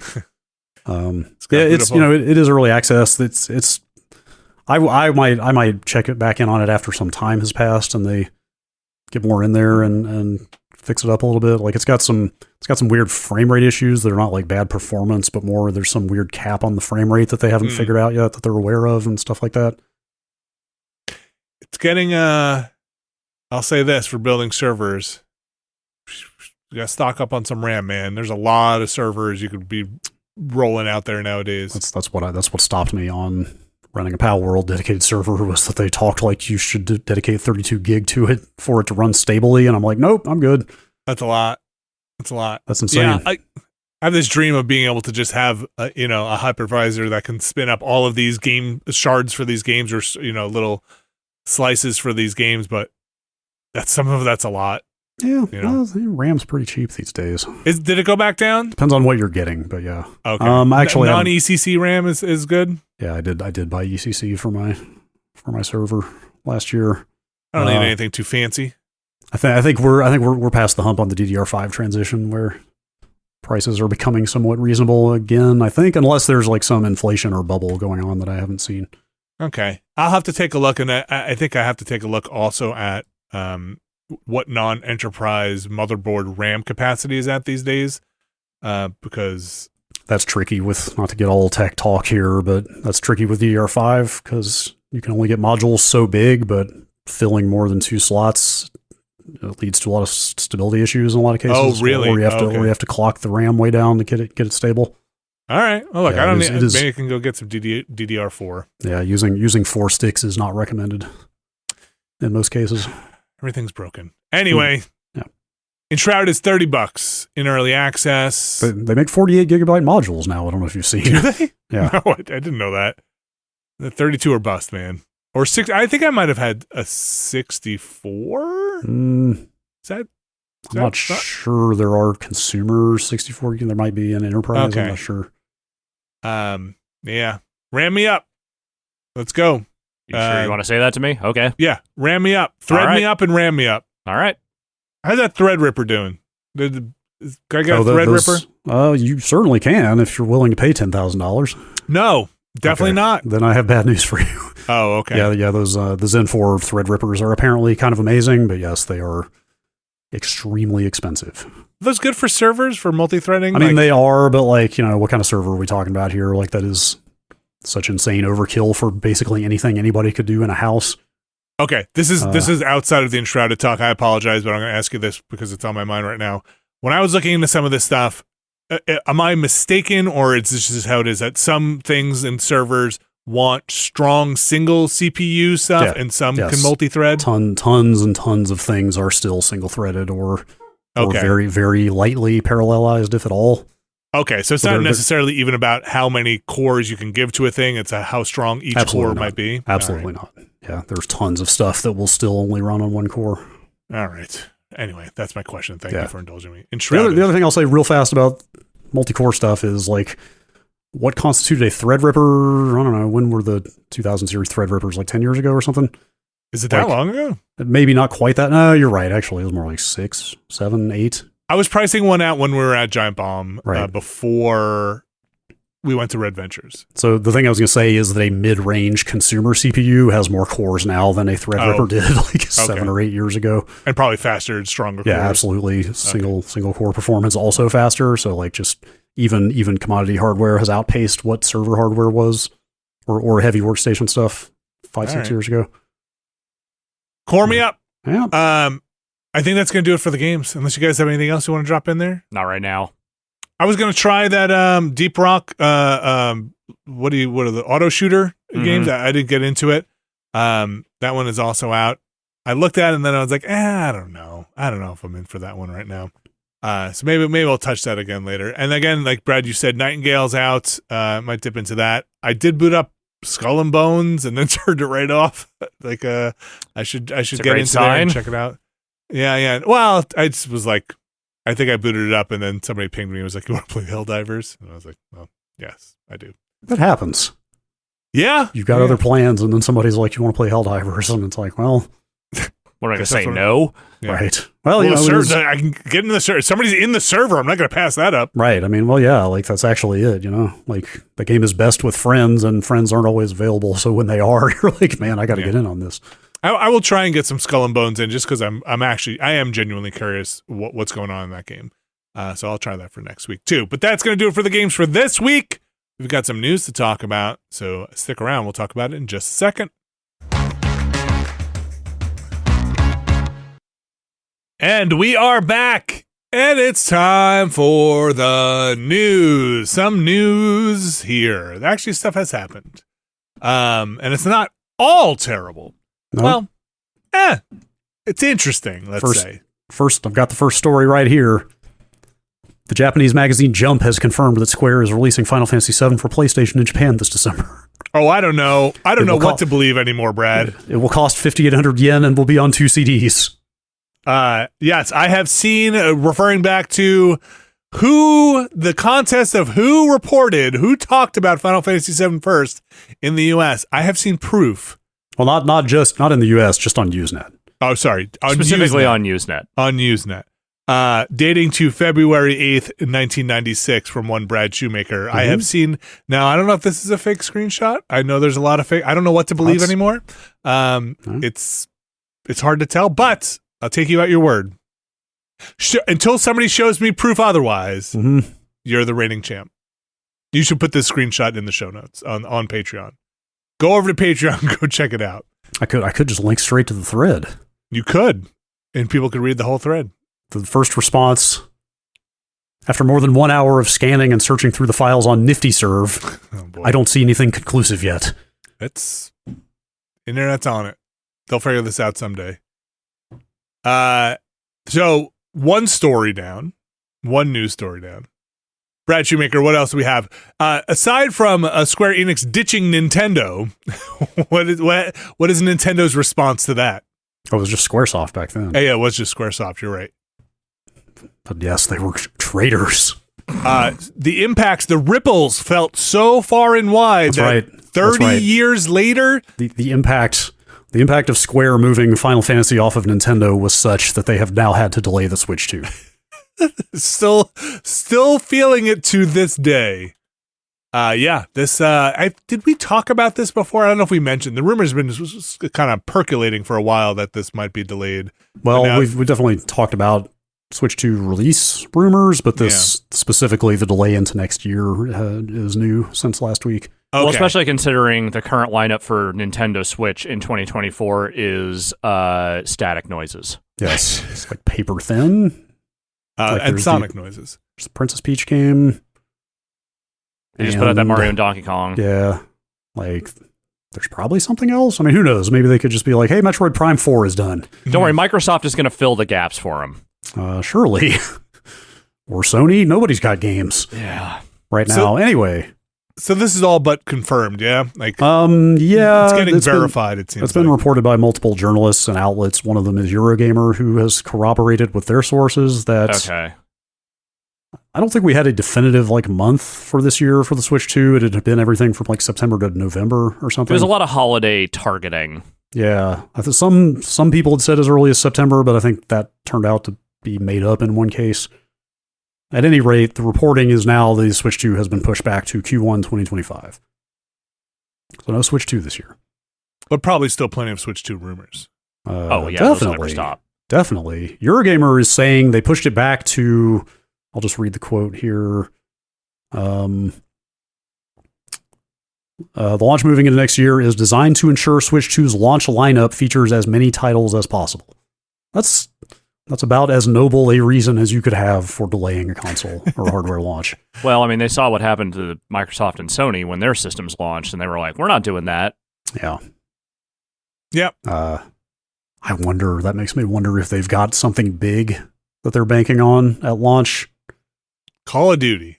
I don't know. I mean, to me, it's less about do they have something big cooking, which they probably do. They probably have 3 or 4 big things cooking at any given time. But, the bigger thing is just what is going to benefit us the most in terms of timing. And I mean, didn't the Switch also come out early year when it launched? Yeah, it was March. So this very well could be around the same time. I mean, it will by definition be roughly if it is Q1, Q1, same time frame. So, I mean, it could be more a matter of just hey, if we release it this holiday, it's going to be a little thinner than we would like. We have some things that we've gotten guarantees on for Q1, so let's just try and push for that. Sure. What's 3 months actually going to do for a new Switch, really? Yeah. Yeah, if it does turn out that it was just a matter of November to March, that's not that big a deal. No. There was just, I mean, as someone who is extremely hungry for new Nintendo hardware, it's just nice to reassure myself, hey, you're going to play a new Switch this year. They're doing it. But now it's roughly a year away. I'm still very, very curious to see if we see, I mean, I guess if it's March, we'll probably... maybe by the end of the year see some promotional stuff. Will we see Switch 2 games running on some promotional video? Yeah, I don't know. I tried to run that exercise a few months ago, like try to track down all the announcements for the Switch 1 and when they came out relative to the release date, and it was kind of hard to... In fact, actually, Nintendo took down the original like big reveal video off of YouTube last I checked. I don't know if they put it back up. Did they also have like a fairly short run-up as far as like promotion went for the Switch? That's what I remember. I feel like it was not more than 3 or 4 months that most of that information about that thing came out before it launched. There were a million rumors for months and months before that, but I feel like the actual promotional cycle was like 6 months or less. Yeah, like back when I was playing Breath of the Wild, I was reading some forum posts from the run up to Breath of the Wild and coming across people pulling up like patents that Nintendo had filed and stuff. Like the nature of the Switch had definitely leaked before they announced anything. Like well before, yeah. Yeah, like specifically they had pegged it's one console that is both a handheld and a console, and it plays the same games both ways. Like that had definitely gotten out there before Nintendo made any announcements.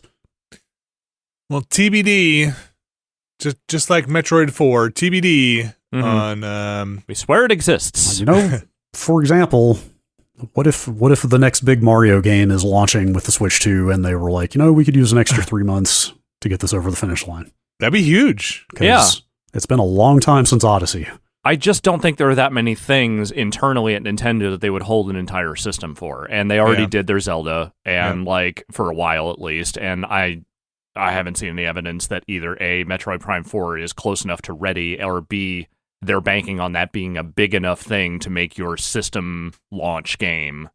So Mario makes the most sense. Yeah, it could be either of those or both. This also could be helping third parties out as well. Yeah, maybe some development trouble. Yeah, Ubisoft has to collect 17 more games to put out on that thing. So yeah, a giant bundle. So that is the Nintendo Switch. They also had a Nintendo Direct. Ubisoft's got to get Red Steel 3 ready. Yeah. Get it pumped and going. Bring more Assassin's Creeds over to the Switch 2. They had a Nintendo Direct, and I guess the biggest news that I could see, I mean, look, there's a lot of stuff in there that I'm just going to say skim through on the Nintendo Direct. But they showed those. Now, when you're listening to this, it's not as big a deal, but when I saw it, it was kind of a big deal. Grounded and Pentiment are going to be on the Switch. It's weird. They led with Grounded and gave it a good, long little reel. Pentiment... Got tucked into the montage. I literally saw headlines going, they announced Pentiment's coming out tomorrow, which is today at the time of this podcast goes out on Switch. I literally had to scrub through that video like 5 times to find it. It got like 5 seconds at the end of their montage toward the end of, here are more great games coming to Switch. Like, poor Pentiment just got buried in that thing. Got a little buried. There was also the, was it Epic Mickey remaster? Yeah, there's an Epic Mickey or remake coming to Switch. I'm not sure exactly what that was. But yeah, the Xbox stuff was the big thing there. And then, like, you found this literally as we were about to start recording. I hadn't even seen this. Like, Xbox Wire just went and announced all of the games that Microsoft is putting out. Yeah. Including those 2. And platforms. So yes. So what do you got? God, it's so hard to keep track because this time last week they hadn't even done their big podcast saying what the hell was going on. Yeah. That was going to be the news until like 2 hours ago, at which point it was like, all right, now they've just announced all the games because they were pretty coy. The podcast was pretty coy. They were like, we're bringing 4 of our games to competing platforms, and that was kind of all they said. Or, they were like, 2 of them are community driven, blah, blah, blah. Mm-hmm. That whole podcast had a very weird... I haven't watched any of their other podcasts. I don't know if the whole vibe is always that weird. Had a very weird, is this really necessary, what you're saying here, vibe to it. And I guess they thought it was, but I watched it live. You could see me live reacts during the Cyberpunk stream. And I think at some point I just went back to Cyberpunk because it had a very you're saying... It felt very much to me like a response more than anything else, like to the fact that everyone was freaking out, and it felt somewhat hastily assembled in that way that did not really benefit the information they were trying to actually get out there. Yeah, and so this is much more, well, this is the first part of it, right, Brad? This is the games that they're bringing over. This is wave 1. Yeah, they finally just went and ran a blog post here that very explicitly details everything, so Pentiment is out again today It's out today at the time this podcast goes out on PS4, PS5, and Switch. Good. That's a fun game. People should be checking it out.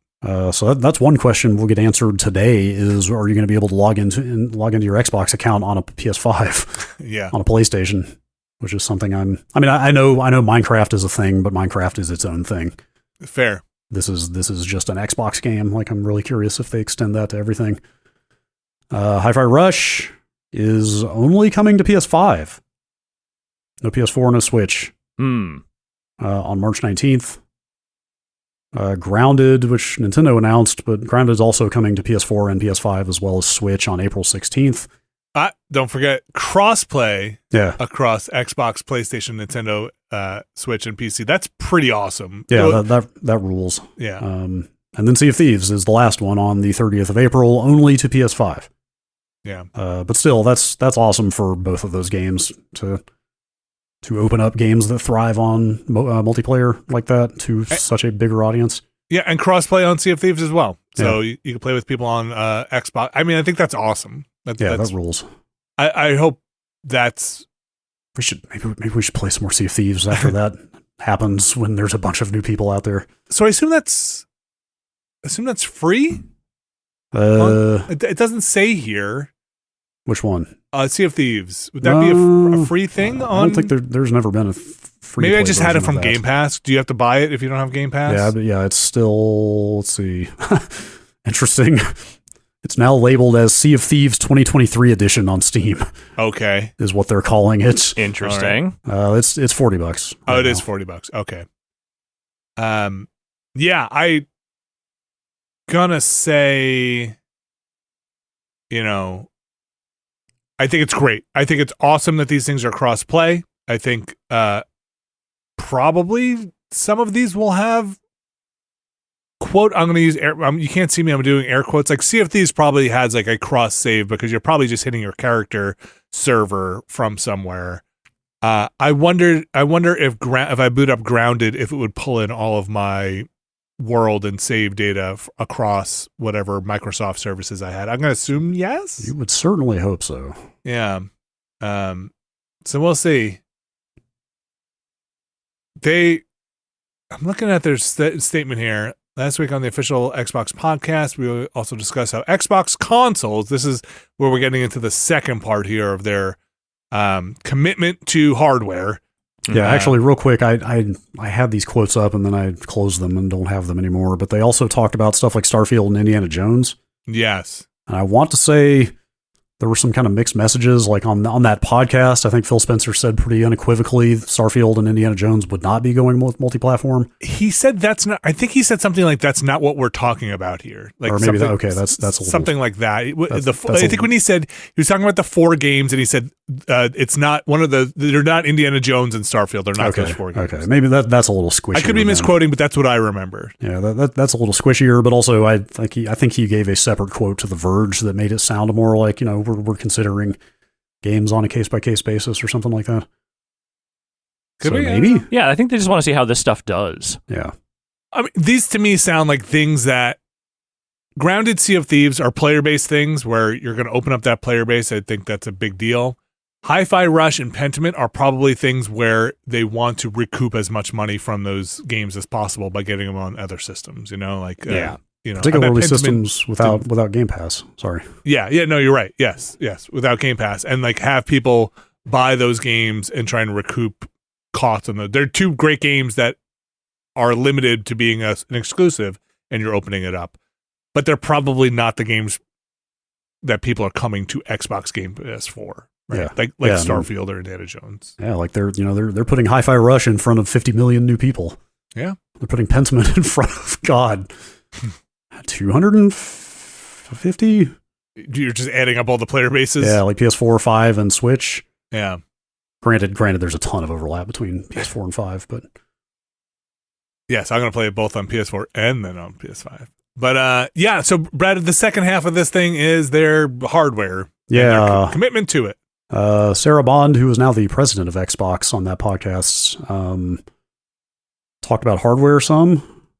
There's some exciting stuff coming out in hardware that we're going to share this holiday. 3 guesses what that is. I mean, that diskless Series X that leaked a while back certainly could be what they're talking about. Or who knows? Maybe they're making the Xbox handheld that everybody wants, clamoring for. I doubt it. Yeah. And she said, and we're also invested in the next generation roadmap. Yeah. So, which, like, last week was one thing with the PlayStation earnings and them saying, like, oh, we're moving into the second half of the PS5. And there's all the PS5 Pro rumors that are quite persistent, but that's still technically just a refreshed version of this console. I think this is the first time anybody at either of those companies has just straight up talked about the next console. Right? Well, I think you've said it before, or I'm just misquoting you here, Brad, probably, is, having to lock in hardware specs pretty early on in manufacturing to get a jump on putting a console out, even within like a couple of years, 3 or 4 years, right? Yeah, I don't know exactly what the lead time is, but I mean, she says, what we're really focused on there is delivering the largest technical leap you will have ever seen in a hardware generation, which makes it better for players and better for creators and the visions they're building. You have to say that, don't you? That's a pretty big claim. Yeah, that is a pretty big claim, although there's so much wild shit going on in PC hardware right now that who knows what she could be referring to there, like new machine learning stuff, new ray tracing stuff, who knows what hardware that's several years out has brewing right now. You think they go back and they we revisit the Azure like off console computing services? I don't know. I feel like that was talked up, and then maybe like 1 or 2 things used it. Yeah, or claimed to use it. I don't know if anybody's going to try it in the way that Crackdown 3 talked about doing it, where they were like, "Oh, we're going to move like destruction physics into the cloud or whatever, stuff like that." I don't know. Who knows? Like, it seems like people come to that more organically rather than having the platform foisted on them, right? Like Flight Simulator did, right? It's like Flight Simulator just has a data set too big to store locally, so we're just going to like stream some of that stuff in. I mean, granted, those downloads are huge to begin with, but yes. And, if they did make that a core of the system, that would inherently make that an always online system. But do not say that. They'll find another way to say that. Yeah, I mean, I'm sure it's going to be much more case by case rather than like every game has to have it or something. But Microsoft has a huge cloud compute business, and they own PlayFab now, so they kind of have the whole stack of online multiplayer stuff. Yeah, that jump into the PlayStation was a pretty big hardware jump for me generationally. Yeah, you're gonna have to do a lot to get me to go from my Super Nintendo to a PlayStation and beat that. That seems like a pretty big deal. That's right. It'll never be like that again. So Jeff Grubb of Giant Bomb has been out there with some rumors. Either, I don't know if I'm trying to compare dates here. I think it was around the same time this podcast ran. Yeah, same day, actually. He has implied that this next Xbox could be out in 2026. That's pretty soon. Which is just under 3 years from now. It's a Switch in 25, a new Xbox in 26. Yeah, you look at the timeline, it's actually not that crazy because the last generation, this we've said multiple times before, was longer than they usually tended to be. Yeah, it was insanely long. It's weird because prior to the 360 era, console generations were like at most 5 years, Yeah. Like this would be 6 years if this thing came out in 2026. That would be 6 years since the Series X, and like by the old standard, that's perfectly normal and even a little bit long. But by the standard of this past generation, that's like, what do you mean another? I just bought this one. So I don't know. You think there's, I guess it's worth mentioning, like pro versions of any of these things? Is that like a midpoint, a refresh in the Xbox market? I feel like it's hard. It depends a lot more on terms of like what are they going to have to price their main console at? Like, is there value in them doing another XS split? To try and juice some numbers to get the hardware in front of people that maybe don't want to pay the max price for the best hardware. But when you consider the way developers have been talking about the Series S throughout its lifespan, I feel like they have to have a very good reason to do that again. I agree with you. I think we'd have to basically move on from the S. You can't introduce a third version of the same generation, right? Yeah. They definitely will not. Like that won't happen. The current state of the rumors is that definitely no refresh from Microsoft, but the PS5 Pro rumors are extremely persistent. Okay. And a lot of them are like, hey, dev kits are out to developers already, like it's happening. Wait, okay, so this year. If we follow this through, are we just going to be off cycle on generations between like the Switch, the whatever the new Xbox is, and a whatever PlayStation Pro have, because they won't put out a PS6 after that, right? Well, they will, but just maybe not right away. I think, not right away. Documents that leaked a while back was that like 2028 was what people were originally targeting for the next generation. Okay, which would have been an 8-year cycle, which is like pretty consistent with the last couple. But that's weird. I'll say two things here. Mm-hmm. Microsoft got like the most ground that the Xbox ever gained was the time they launched early against PlayStation. It's true. But how early was that? That was like a year? It was a year. Yeah. 360. I mean, it was also price was also a factor there. Yeah. I've forgotten what the other thing was I was going to say. I mean, that's a big one, though, is the thing. I think that's yes. actually kind of the most important one. Yes. We were talking about rumors. We were talking about PlayStation 28, Xbox 26, Switch 25, off cycle. Like, what have we ever had a generational gap that went more than a year between PlayStation and Xbox since the original Xbox? I mean, if you remove Nintendo from the conversation, which you probably should, because they're just doing their own thing at this point. Gosh, I think it seems like a long time. PS2 and Xbox were like a year and a half apart, I think. Okay, and a year apart for PS3 and 360, and then the last two have been like within a couple weeks of each other.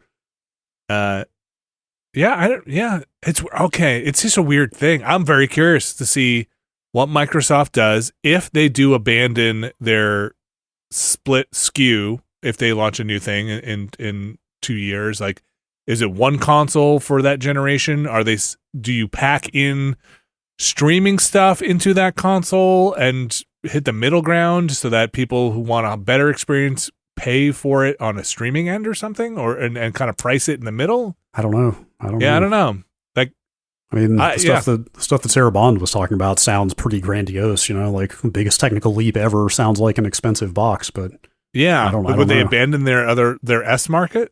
Well, at that point you're in a new generation, so like, do you make whatever the next thing is, the S version of it, right? Do you make two boxes? You mean do they maintain that model of a two-tiered? Yeah.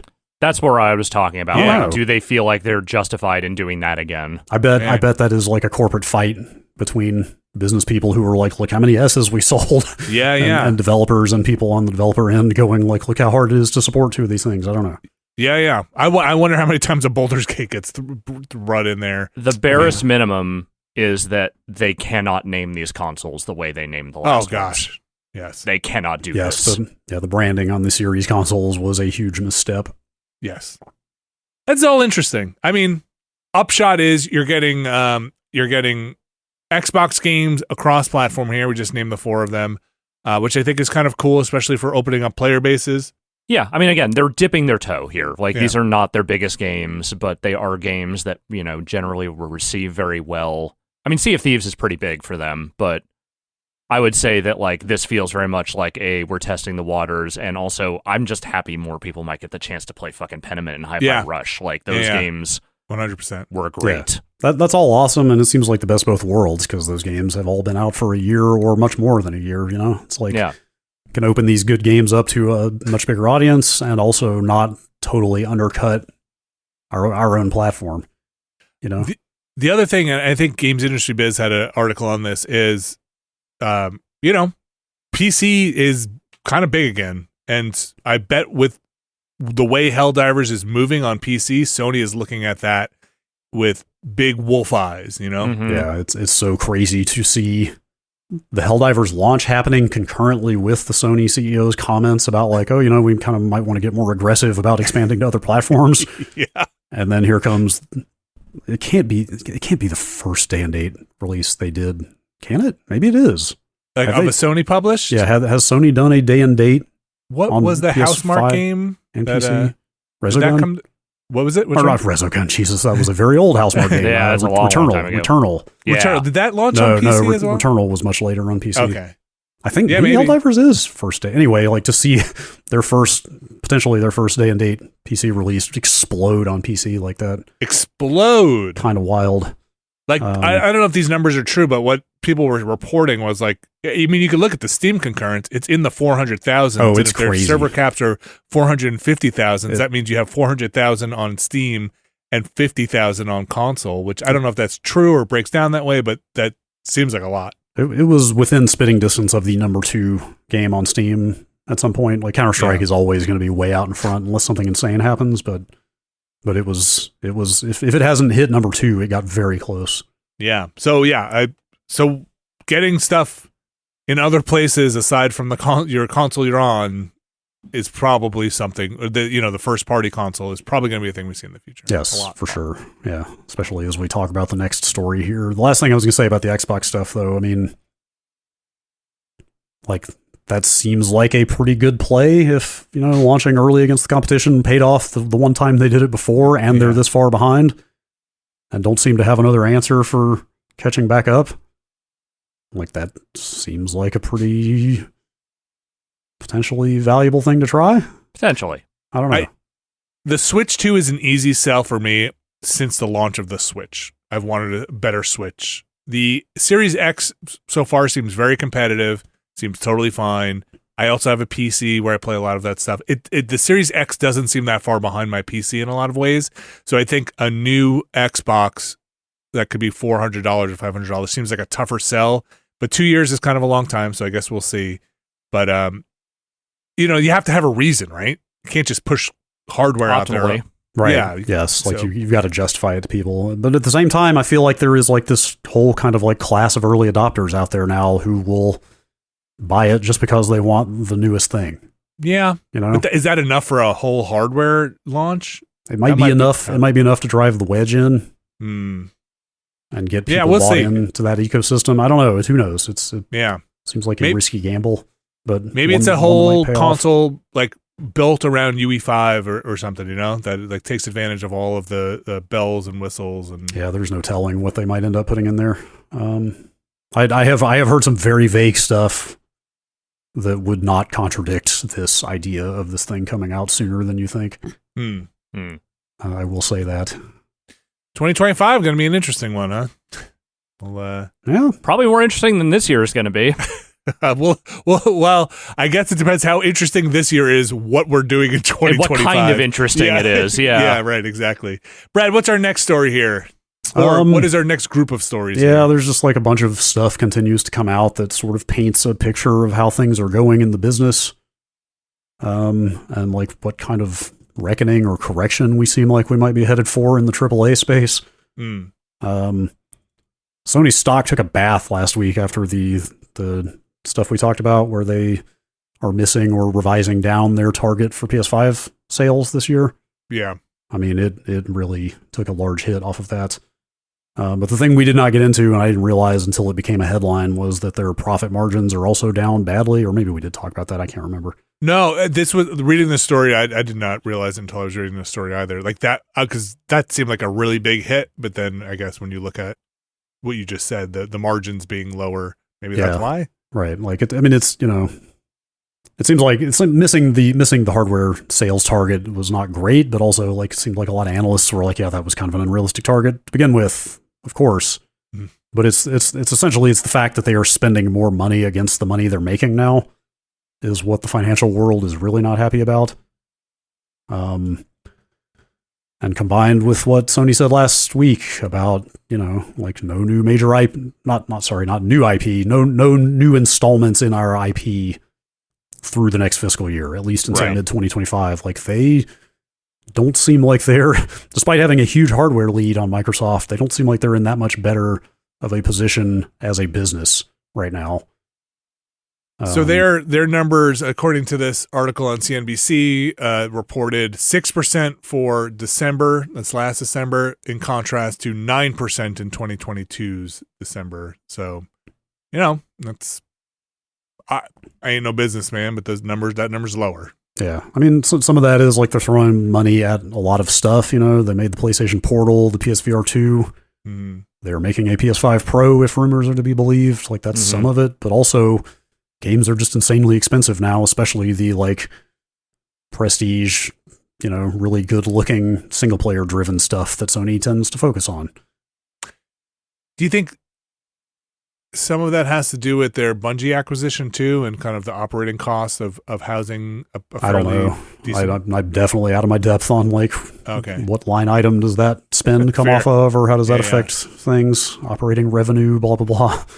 Yeah. I mean, I think the big thing here is just like is the current output of like Sony and Microsoft in terms of putting out exclusives for their consoles sustainable, or even more broadly is the average very expensive multi-$100 million AAA game sustainable period at this point. Mm-hmm. Well, I think that goes back to even what Phil Spencer was saying in that Xbox podcast, which if you take the core conceit, which again is up for debate, but if you take his core argument that we're set up as an industry that has to show growth, right? We have to show growth. And how do you show growth? You either monetize the base you have now more, or you add more people into it. And I feel like that's what you're talking about is how do you make more money from your investment on a AAA title? You either have to charge more for it for the people that are playing it, or you got to get that thing in front of more people and grow that way. Yeah. And you really get the impression that the $70 thing was their vision of a compromise more than anything else. Like the way publishers have been treating the $70 thing, it feels very much like they wish they could be charging more. Oh, absolutely, 1,000%. That's kind of a big part of the issue here is that the market has roundly rejected just linear increases in game costs, which is what's led to the endless procession of live service games that they can monetize in a more like piecemeal fashion. The $100 you can play 5 days early editions. I was going to say the explosion of the digital deluxe edition. Right. Yeah, or in the past 10, 15 years, all the Project $10 stuff, the like endless DLC. Yeah. Like, they're finding more ways to make money because they can't get away with just charging more. Because they wish they could just charge you $90 to $100 for the game. Period. For the base game. Yeah. They will charge you $90 to $100. I think it was MK, which was like $100 for I think the pass. I think the Super Edition was like $110 or something. Yeah. It was something way out there that's like, okay, yeah, this is agree what we're with doing you. now. Yeah, they would like those games to be $100, and we got there. Like we found a way. We had to stuff some other bullshit in the box, but we got there. Yeah, I mean, it's kind of on some level. There are a lot of things where it's a shame that games don't operate more like movies in terms of having more visibility and stuff like this, because how much movies cost. Mm-hmm. Setting aside creative Hollywood accounting where they hide how much money comes in and stuff like that, but like generally what the budget of a movie is, and like you don't really see that for games as much. Some of that stuff, for better or worse, came out of those Insomniac leaks a couple months ago. But by all appearances, like big games like Spider-Man are like just astronomically expensive to make these days. Yeah, and they're bananas. I feel like we might be getting to the point where the only other option besides like raising prices, finding other like sidelines to monetize, is just reduce how much games cost to make, which means scaling down the production, Yeah. Right, the scope of the game. Right. Like just at this moment when like graphics hardware and associated technology is more advanced than ever, like are we going to get to the point where they can't afford to utilize it anymore? Well, I would think so. This will be a tough one, and this is just old Vinny in the corner's opinion, but do you remember, you guys have been doing this a long enough time where you absolutely do remember hour count versus money, right? Like that is, how many hours is this game? It can't be $60 if it's 12 hours, right? Like that's not enough game. But I do feel like maybe that's where we're headed, where games are not a Spider-Man game doesn't need to be 28 hours long or 20 hours. I don't know how long would you say that last Spider-Man 2 game was if you got everything? 15, 20? No, about 30. 30? Okay. Yeah. Like, and a lot of people that was a like talking point. A lot of people were very upset that you could 100% that game in 30 hours. So like maybe those games become 12-hour games, and then the side content or the story doesn't go as long, and you cut down on. I don't know the scale of returns on the assets you've built. If you built the world, then maybe getting that extra 10 hours is not as much time as the initial building. I don't know how that works, but again, that article, that CNBC article, basically points out investors are wondering why the margins are lower when we've moved to more digital sales and with more PlayStation Plus subscriptions, right? Like, you'd think the margins would be higher because we've cut some of the hard costs that are out there, and we have these. Not all of them, apparently. Well, I think, Brad, to your point, the games are just so much more expensive. Yeah. Yeah, and that raises the question of like, Spider-Man 2 will probably come to PC eventually. Should it also come to Xbox? I mean, like, they need to be able to sell that game to as many people as they can, right? Totally. Like, in that particular case, I would say the main reason it should not come to Xbox is because there just aren't enough Xboxes out there, necessarily. I mean, maybe there are. Yeah. Maybe if it's like 25 million Xboxes or whatever it is, although that game's probably not going to run on a Series S, so maybe this whole conversation is moot. Spider-Man 2 on Switch, too. But theoretically, like, isn't there's a Phil Spencer quote in that podcast about, like, he kind of essentially predicts the end of exclusives coming in the next few years. I think that's probably wrapped up in the how do you grow as an industry. Right. Yeah. And clearly Sony is in a similar position to them in terms of just needing to make more money off of the investments they're making in games. I mean, not to mention, I wish this were the case, but it's probably worth bringing up that we'd all like to make sure, too, that people are being compensated in development fairly, right? So, like, that's going to bring cost of development up. I don't think that's the reasons they're talking about here necessarily, but that would be a nice thing to see folded in there was like, oh, also, people are making livable wages and having more job security within this industry. We're maturing as an industry. You're never going to hear that, Kenny. I know, but you know what I mean, right? Like, we're maturing as an industry, and we're having that part is bringing down the margins. And hey, maybe at the top, you're going to have to be happy with 6% and not 9% at that point. That's me making that stuff up, but it would be. That's you imagining a better world. Yeah, right. Like where that was going back to Phil's premise there, that in an industry that needs to grow, otherwise it's contracting, and that means failure. How do you keep it growing? And that's what corporations need to be fed and grow, and shareholders want to see that stuff or not stagnate at the very minimum. Yeah, look, we were in giant corporations where there was no, did you not have a higher percentage this year than last year? Yeah, I mean, it fucking sucks, but it's also the nature of the system, So, like, what do we do? Yeah, and the industry is growing, and it is getting bigger, despite the layoffs and everything like that. The amount of money that is coming in is still very large, and the audience is getting bigger, and so this is a really weird collision for a lot of things, because there's a lot of people still see a lot of gold in them hills. Yeah, for sure. It's just, I mean, we've talked about this before. I think Phil Spencer says it in that podcast. It's just that most of that money is going to 5 games, right? Like, most of that money is going to Fortnite, Minecraft, and like 3 the Call of Duty, and like 1 Roblox. Yeah. And like that's unless it. you're NVIDIA and you're in the AI business, and then you're just there's like literally this fucking banner. That's what I saw in the story. This banner on CNBC as we're talking about the Sony story. NVIDIA posts record revenue up 265%. Yeah, you're right. Yes, should have bought some NVIDIA stock a couple years ago. Are we never just getting affordable video cards ever again? Are they, like, if it wasn't crypto, are people just going to be buying them for AI farms now? Well, like most of that revenue is coming from like the H100s and the $40,000 enterprise cards, data center cards that they sell, and all the interconnects around that stuff. But also, yes. Okay. Like Jensen Huang quite literally said a year or 3 ago, basically, like, this is what graphics cards cost now. Get used to it. The day of the time of the $400 graphics card is gone. Yes. Great. Well, that's Sony. How about quickly here? I'll lead off with the kind of more interesting or less horrific news. Bandai Namco showed their Elden Ring DLC trailer. Sorry, let me pull the name of it up here again. Shadow of the Erdtree. Shadow of the Erdtree. Their DLC, their prequel. Nobody really knows where this takes place in the Elden Ring universe. Lord knows I don't know where this takes place. It takes place in wherever you left off last time. But some stuff that is more obvious in this game. I don't know if you remember, Alex, from when we saw it, but there was basically a person who was in a cocoon or an egg, Mikola.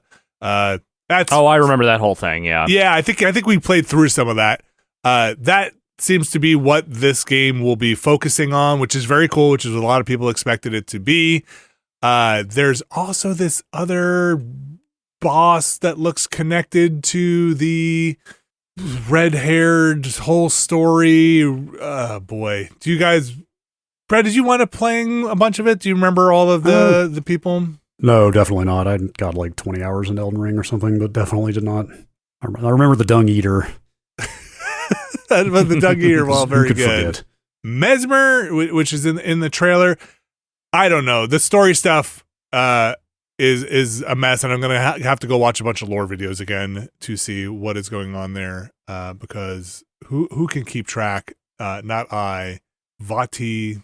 I'll go watch the Vati videos. Yes. It seems like there's hand-to-hand combat, which seemed new. Which it seems saw neat. a dude doing some sick kicks. Yeah.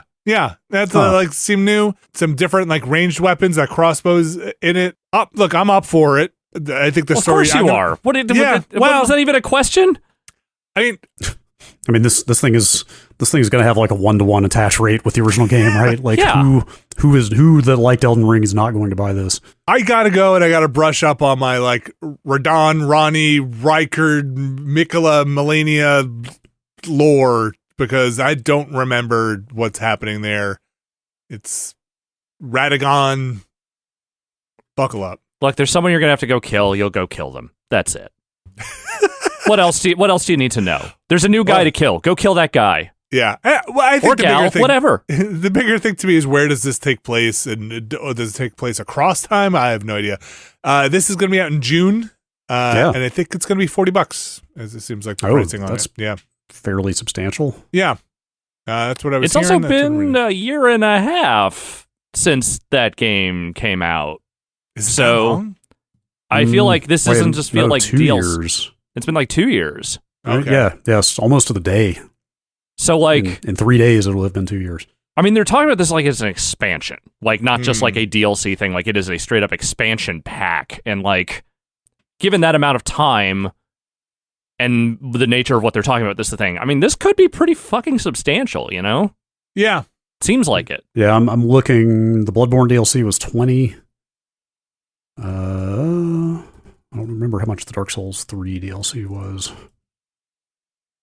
I mean, this is still their biggest game ever, right? I assume it must be. I haven't seen numbers, but just judging by word of mouth and zeitgeist around it, surely it is. It's I huge. feel like they're just very justified in taking their time and making this thing significant. Oh yeah. I wasn't saying like it's too expensive. I meant more like this seems to imply that there's probably a lot here. Yeah. And I think there's that story. It's not. I didn't look it up, but sorry. I think From just bought the trademark, right, for Elden Ring from Bandai Namco. So I think they can probably self-distribute. I don't actually know what that actually means for publishing, but I think they bought it out. Oh, I did not see that at all. Yes. From Software has acquired the Elden Ring trademark from Bandai Namco. Yeah, so I'm not sure what that actually means in terms of who owns what, but it's probably a big deal. I mean, I'm sure Bandai Namco still wants to make money off of Elden Ring, and they will. I wonder if they just decided they needed some upfront cash. And we're like, well, I mean, we made a lot of money off this thing. Go with God. Yeah. I publishing stuff is weird, especially always has been. Yeah, so like maybe they just want to get publishing in other territories or hold it down in other territories? I really don't know. This story on Video Games Chronicle says the only thing we have evidence of publicly is it's the name. The name, right. Okay. That they've taken ownership of, not necessarily the whole IP. Yeah, so again, I don't know, but I just kind of going back to, is this a big game? Yeah, I think Elden Ring is huge in terms for From Software and that whole thing. Massive. Sure. And their history with Dark Souls and Sony and Demon Souls and whatever else, whatever have you. Mm-hmm. Who owns what have you? Bloodborne is still Sony too, right? Yes. Okay. When the fuck are they going to remaster Bloodborne? Cannot believe we are still asking this question. Remaster, stick it on PC, get 400,000 players. Sony needs to make more money from the investments they've made. How the fuck have they not done this? I don't know. There's got to be some weird wedge in there somewhere that we just don't know about, because you're right.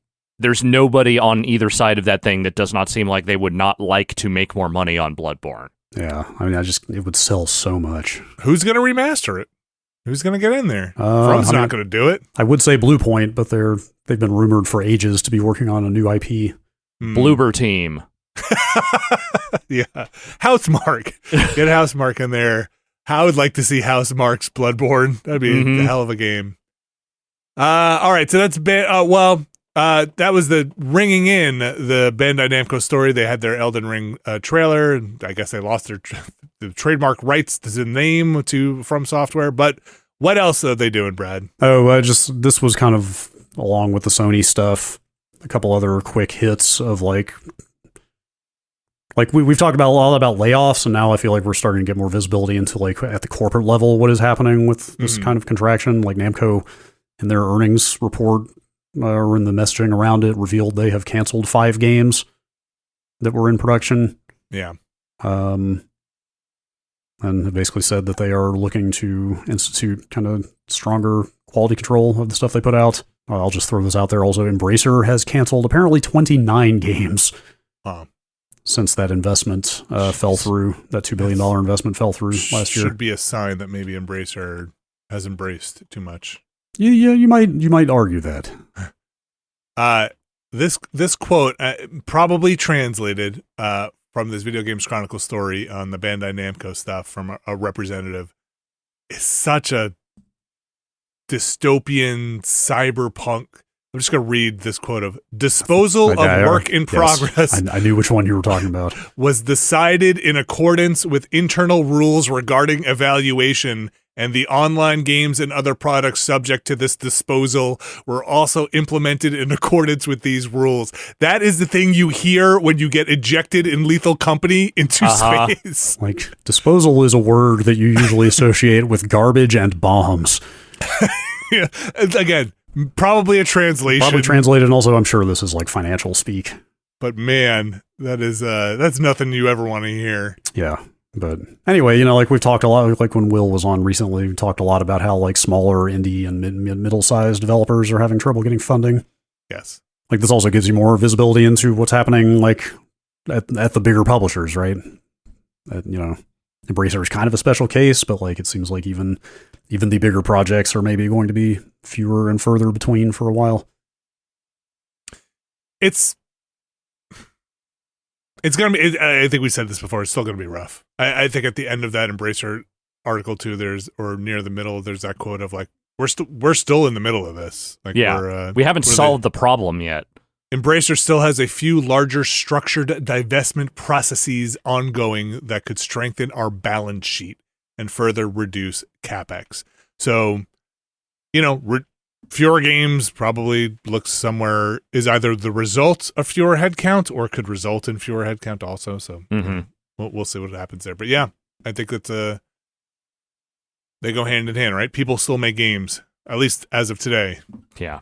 Yeah, it's just the next couple of years are going to be very strange. And hopefully it all ends up in a healthier place for everyone by the end of it is the best you can hope for, I think. When we're playing our Switch 2, hopefully we're celebrating the amazing games that are being made. It probably doesn't get any weirder than now, Alex Navarro, unless Post Malone were to say, show up related to some video game product.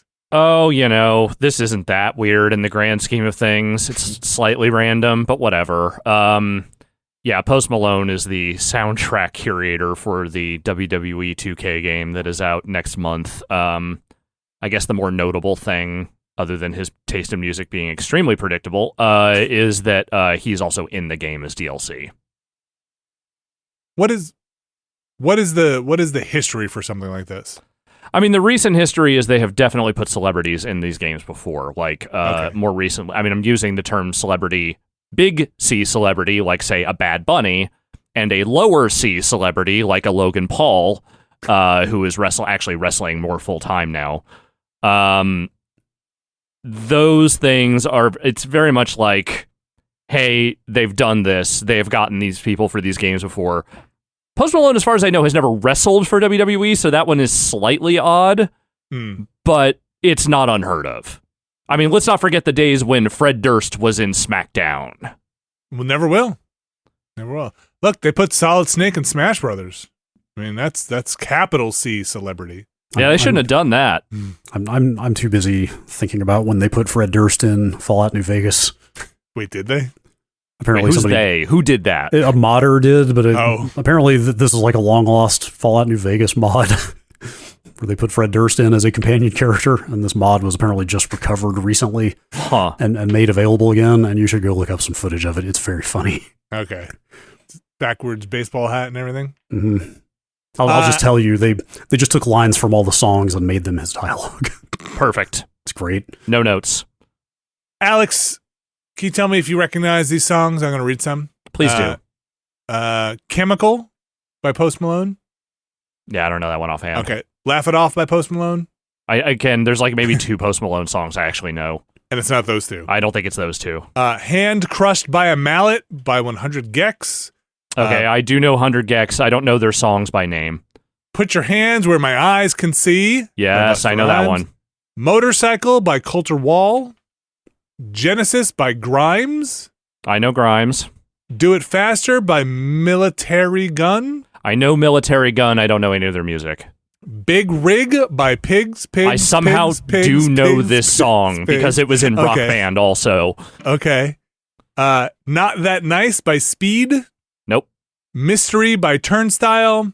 I know Turnstile and I know that song. House Fire by Tyler Childers. I don't know that one.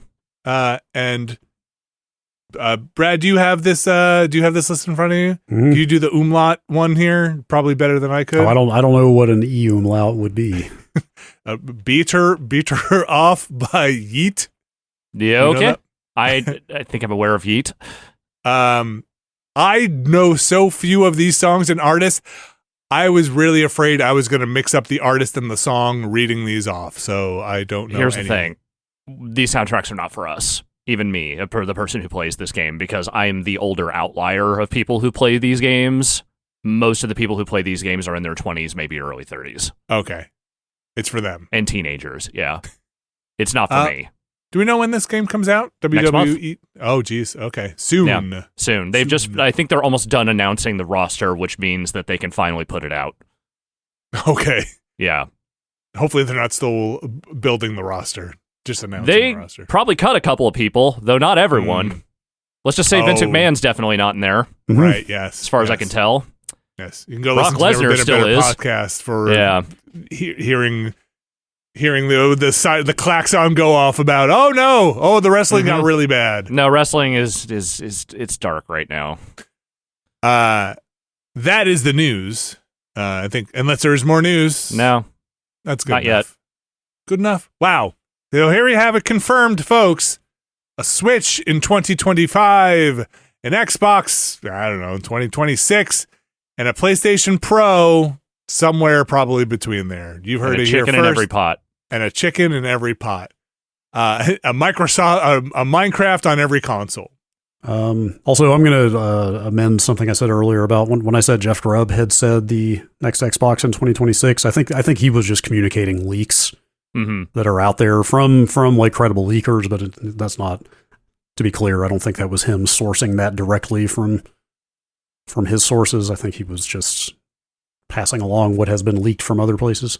You don't want to pin it all on Jeff Grubb. Yeah. I mean, I don't think he's saying he has corroborated that. I think he was just saying this is what's being said by some known leakers. Fair enough. Look, everything I said there was made up and also rumor. You should know. That's right. But you can quote me on it and go spread that around as true. That's going to do it for the news. We do have an email address, podcast@nextlander.com, podcast@nextlander.com. Brad Shoemaker, do we have, let's say, one email there to pick out for today? We do. It is a returning emailer. I think we read one of their emails last week, and here we are again. Okay. From Octavius. If you claim to have, quote, eaten an entire pizza, Yes. what does that mean to you? Wait, Does what? does it have to be in one sitting? Can you take a few hours break and still say you ate an entire pizza? Is there a cutoff when it moves from one meal to another? Oh, Okay. Yeah. I know you can say you ate an entire pizza as long as you ate the entire pizza. The time period does not matter. Oh, I strongly I disagree. disagree. Strong disagree. But if you ate the whole pizza, you ate the whole pizza. Over the course of a week? I think, No, not. I mean, I don't know who's doing that, but like, if you eat all of the pizza, if every Yeah. crumb of the pizza is eaten by you, Yeah. you ate all the pizza. I think to say I ate a whole pizza is equal parts bragging rights and self-loathing. Well, yeah. And you're saying you did something very bad. Here's what I'm going to say. I'm going to say your timeline is irrelevant. It is what you do between eating slices of pizza. If you were to go out and eat something else and come back and eat a slice of pizza at another time, then you have broken the streak. It needs to be contiguous pizza eating. So if you ate that whole pizza in a week, as long as you're just eating that pizza, man, you ate that entire pizza. But if you eat 2 slices a day and then you're like, I had a ham sandwich and I had some breakfast, and I had 2 more slices for dinner, then I'm going to say, no, I'm not counting that as you ate that entire pizza because you missed the self-loathing part then of just having eaten pizza straight. I see what you're saying. Yeah. I'm going to go further. Okay. I think, A, the pizza needs to be irresponsibly large for one person. Yeah, of course. No personal pizzas here. B, ideally, you've done it all in one sitting. Or at a minimum, without waiting until you got legitimately hungry again. Okay, but legitimately hungry again. That's a good one. I'm going to say there's a qualifier here, an asterisk, maybe one of those crosses that say, look, if you were eating that pizza at night and you woke up in the morning and the first thing you did was eat that pizza, you're okay in my book. You're allowed to see a doctor. You're allowed to be saying you ate that whole pizza, because I feel like I recently did that where I was eating pizza one night and the first thing I did when I woke up was eat the rest of that pizza. I do think that spiritually, yes. Sitting in if not an all-in-one sitting, then one long sitting is definitely the way most people would think of that. But I still think if you eat an entire pizza, doesn't matter how long it is, you ate that entire pizza. All I know is that anytime I have said I ate an entire pizza or somebody else has said that, it's always been with the implicit understanding, but I shouldn't have. Yes, of course. Yes, it is. Regretfully, I have eaten this whole pizza. I'm sorry to inform you, I ate this entire pizza. They were so delicious. They were whatever. Listen, if you manage to eat an entire pizza and not regret it, I will follow you into battle. Look, I wish I lived a life where I could eat a whole pizza and not regret it. I wish I was, doing laps and swimming, and my doctor said, look, man, you need to get 8,000 calories in a sitting. That's just where your body's at. Not a good doctor. That's not a good doctor. They shouldn't tell you that. That's just not the life I lead. That's not a bad thing. No. Well, I don't. Well, what I'm saying is, if I could be like, oh yeah, no, I eat a whole pizza at every sitting, and I'm good with it. That's where I need to be. But no, that's dark. It's not where I need to be. It happens accidentally. Eating a whole Sicilian pie in a sitting. That's God. That's like eating a table. You just ate a table of pizza. That's a lot. Kind of making me want pizza, honestly. I know. Listen, order pizza. I need to get some pizza. I've run into the thing with pizza now. Each of my family members, a pizza will normally come in like slices of 8, right? Mm-hmm. And each family member will eat 2 slices of pizza. I'm a 3 pizza slicer. That's kind of where I live. I live on that 3rd slice, man. You're out here on the edge. That's my minimum intake of pizza. I don't care how big the slice is. It's 3 slices. All right. You heard it here first. I'm getting close to having to order 2 pies. Is what I'm saying. But then you have all that leftover pizza. Hell yeah! Another bonus. I mean, it kind of is, but then it's just like you don't want to eat a whole pizza and then have like 1 slice of the other pizza, and then suddenly have 7/8 of a fucking pizza left. You do that next day. I mean, it's like, man, I got pizza forever. You're right. It's bad choices all around. You're right. You know what happens? Mozzarella sticks. That's what happens. Just get a side of mozzarella sticks. Is that how mozzarella sticks happen? That's how they should happen. That's how they taught me in Sunday school. That is going to do it for the emails, and that is going to do it for the podcast. Like I mentioned before, we got a Patreon. It's patreon.com/Nextlander.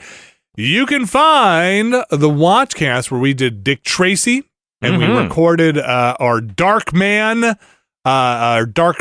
movie watch recital, let's say, or talking about Darkman.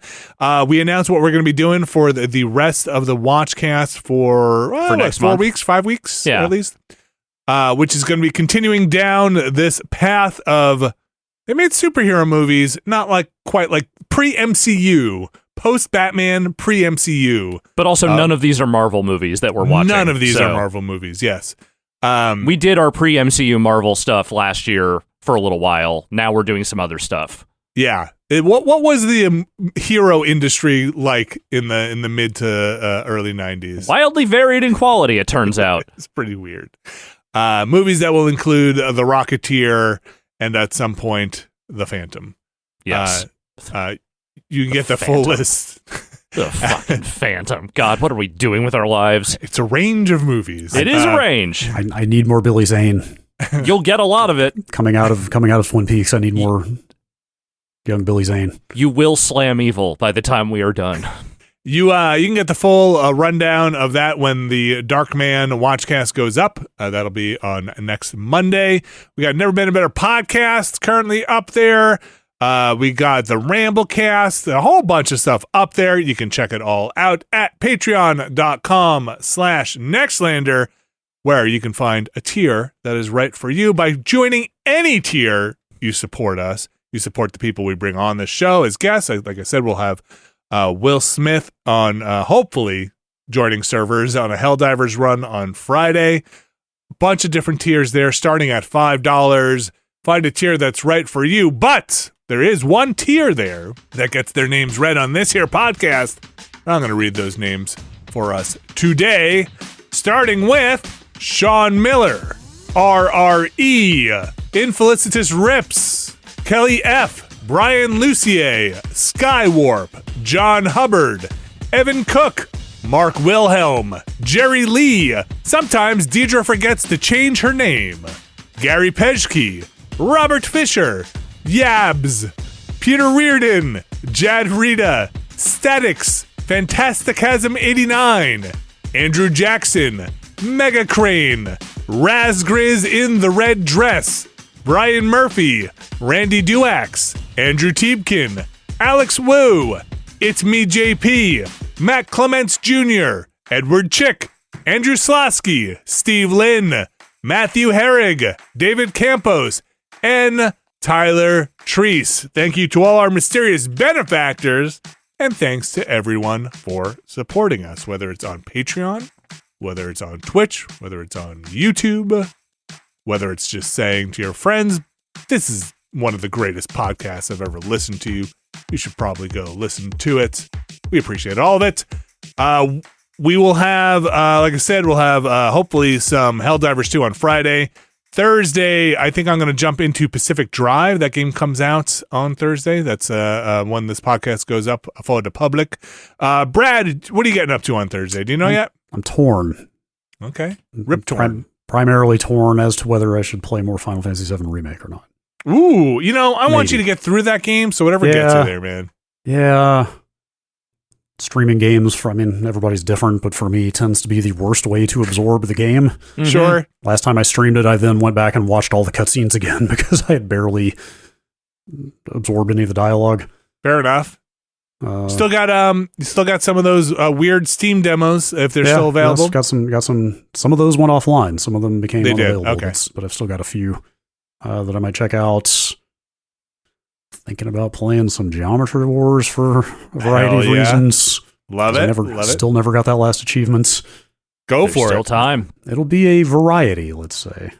You can check that out on Thursday on the East Coast, a little later in the afternoon, a little evening. Spreading them out. And Alex and I went into Cyberpunk in the story mode to push things forward there. And then also you can check out the Cyberpunk Gaiden stuff where it's the side story business happening over on the YouTube channel. You can check that out. Alex and I are going to be at PAX East. I think that's officially announced now. Yeah, and we're going to have Never Been a Better Beastcast, I think is what we're calling it, but basically a Beastcast reunion, trying to get as many folks out there to join us as possible, whoever can make it. So come join us at PAX if you're there. I think it's on Saturday in the afternoon. I don't have the schedule in front of me. I do have it in front of me. I'm looking it up right now. Yeah, it is indeed 3 p.m. Saturday. 3 p.m. in the Saturday. Condor Theater. Pretty sure we got Bacalar, Dan, at least those goofballs. I believe Abby has confirmed that she will be joining us as well. Great. Join us for PAX.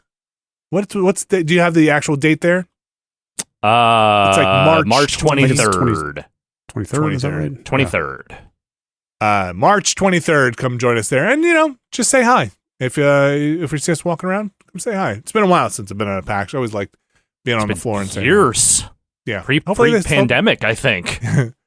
I'm going to head down to the board game part. Hopefully they still got it. See what people are playing over there. Can find some bean bags. Yeah. Could break out my Nintendo DS and Street Pass. Do some street passing. Yes. I bet that's an exclusive club. People still street passing. People who still street pass at PAX. Is that still up? Is that service still running? I think it was all peer to peer, right? I don't think it had to hit anything to work. I don't know. I think as long as your system can still broadcast, it can do it. Although people did, I think I mentioned before, they found a way to hack it to work over the internet. Oh, okay. Well, good. For people who wanted to get all the regions and stuff. Well, I'm not going to have my DS, but come street pass with me anyway. Switch 2 better have street passing. We'll do a fist bump, and that'll be our Nextlander street pass. So again, come join us at PAX. That's going to do it for our show. I'm trying to think if I'm forgetting anything else, but I think I covered all of it. That's it. Thanks, everybody. Thanks again for everybody who played with my family in Helldivers and was very nice and gave them a very good onboarding into what online games could be like in a perfect world of just nice people and good and GGs. Thank you, Alex Navarro. Good luck with Zeke. Oh, yeah. I'm over the moon for this dude. Great. Brad Shoemaker, thank you very much. Good luck with the stream on Thursday. Thank you. I hope you get your Geometry Wars achievement if you play it. If you so set out, I hope you achieve it. Achievement like 12, 13 years in the making. Momentous. Don't miss it. Don't miss streaming TV. I think that was literally the achievement that I started doing Breaking Brad for, if I'm not mistaken. I would be. I can't wait to see. No pressure. And catch us on Friday. Hopefully, we'll be hell diving with Will Smith. Thanks everybody for joining us, and we'll be back next week.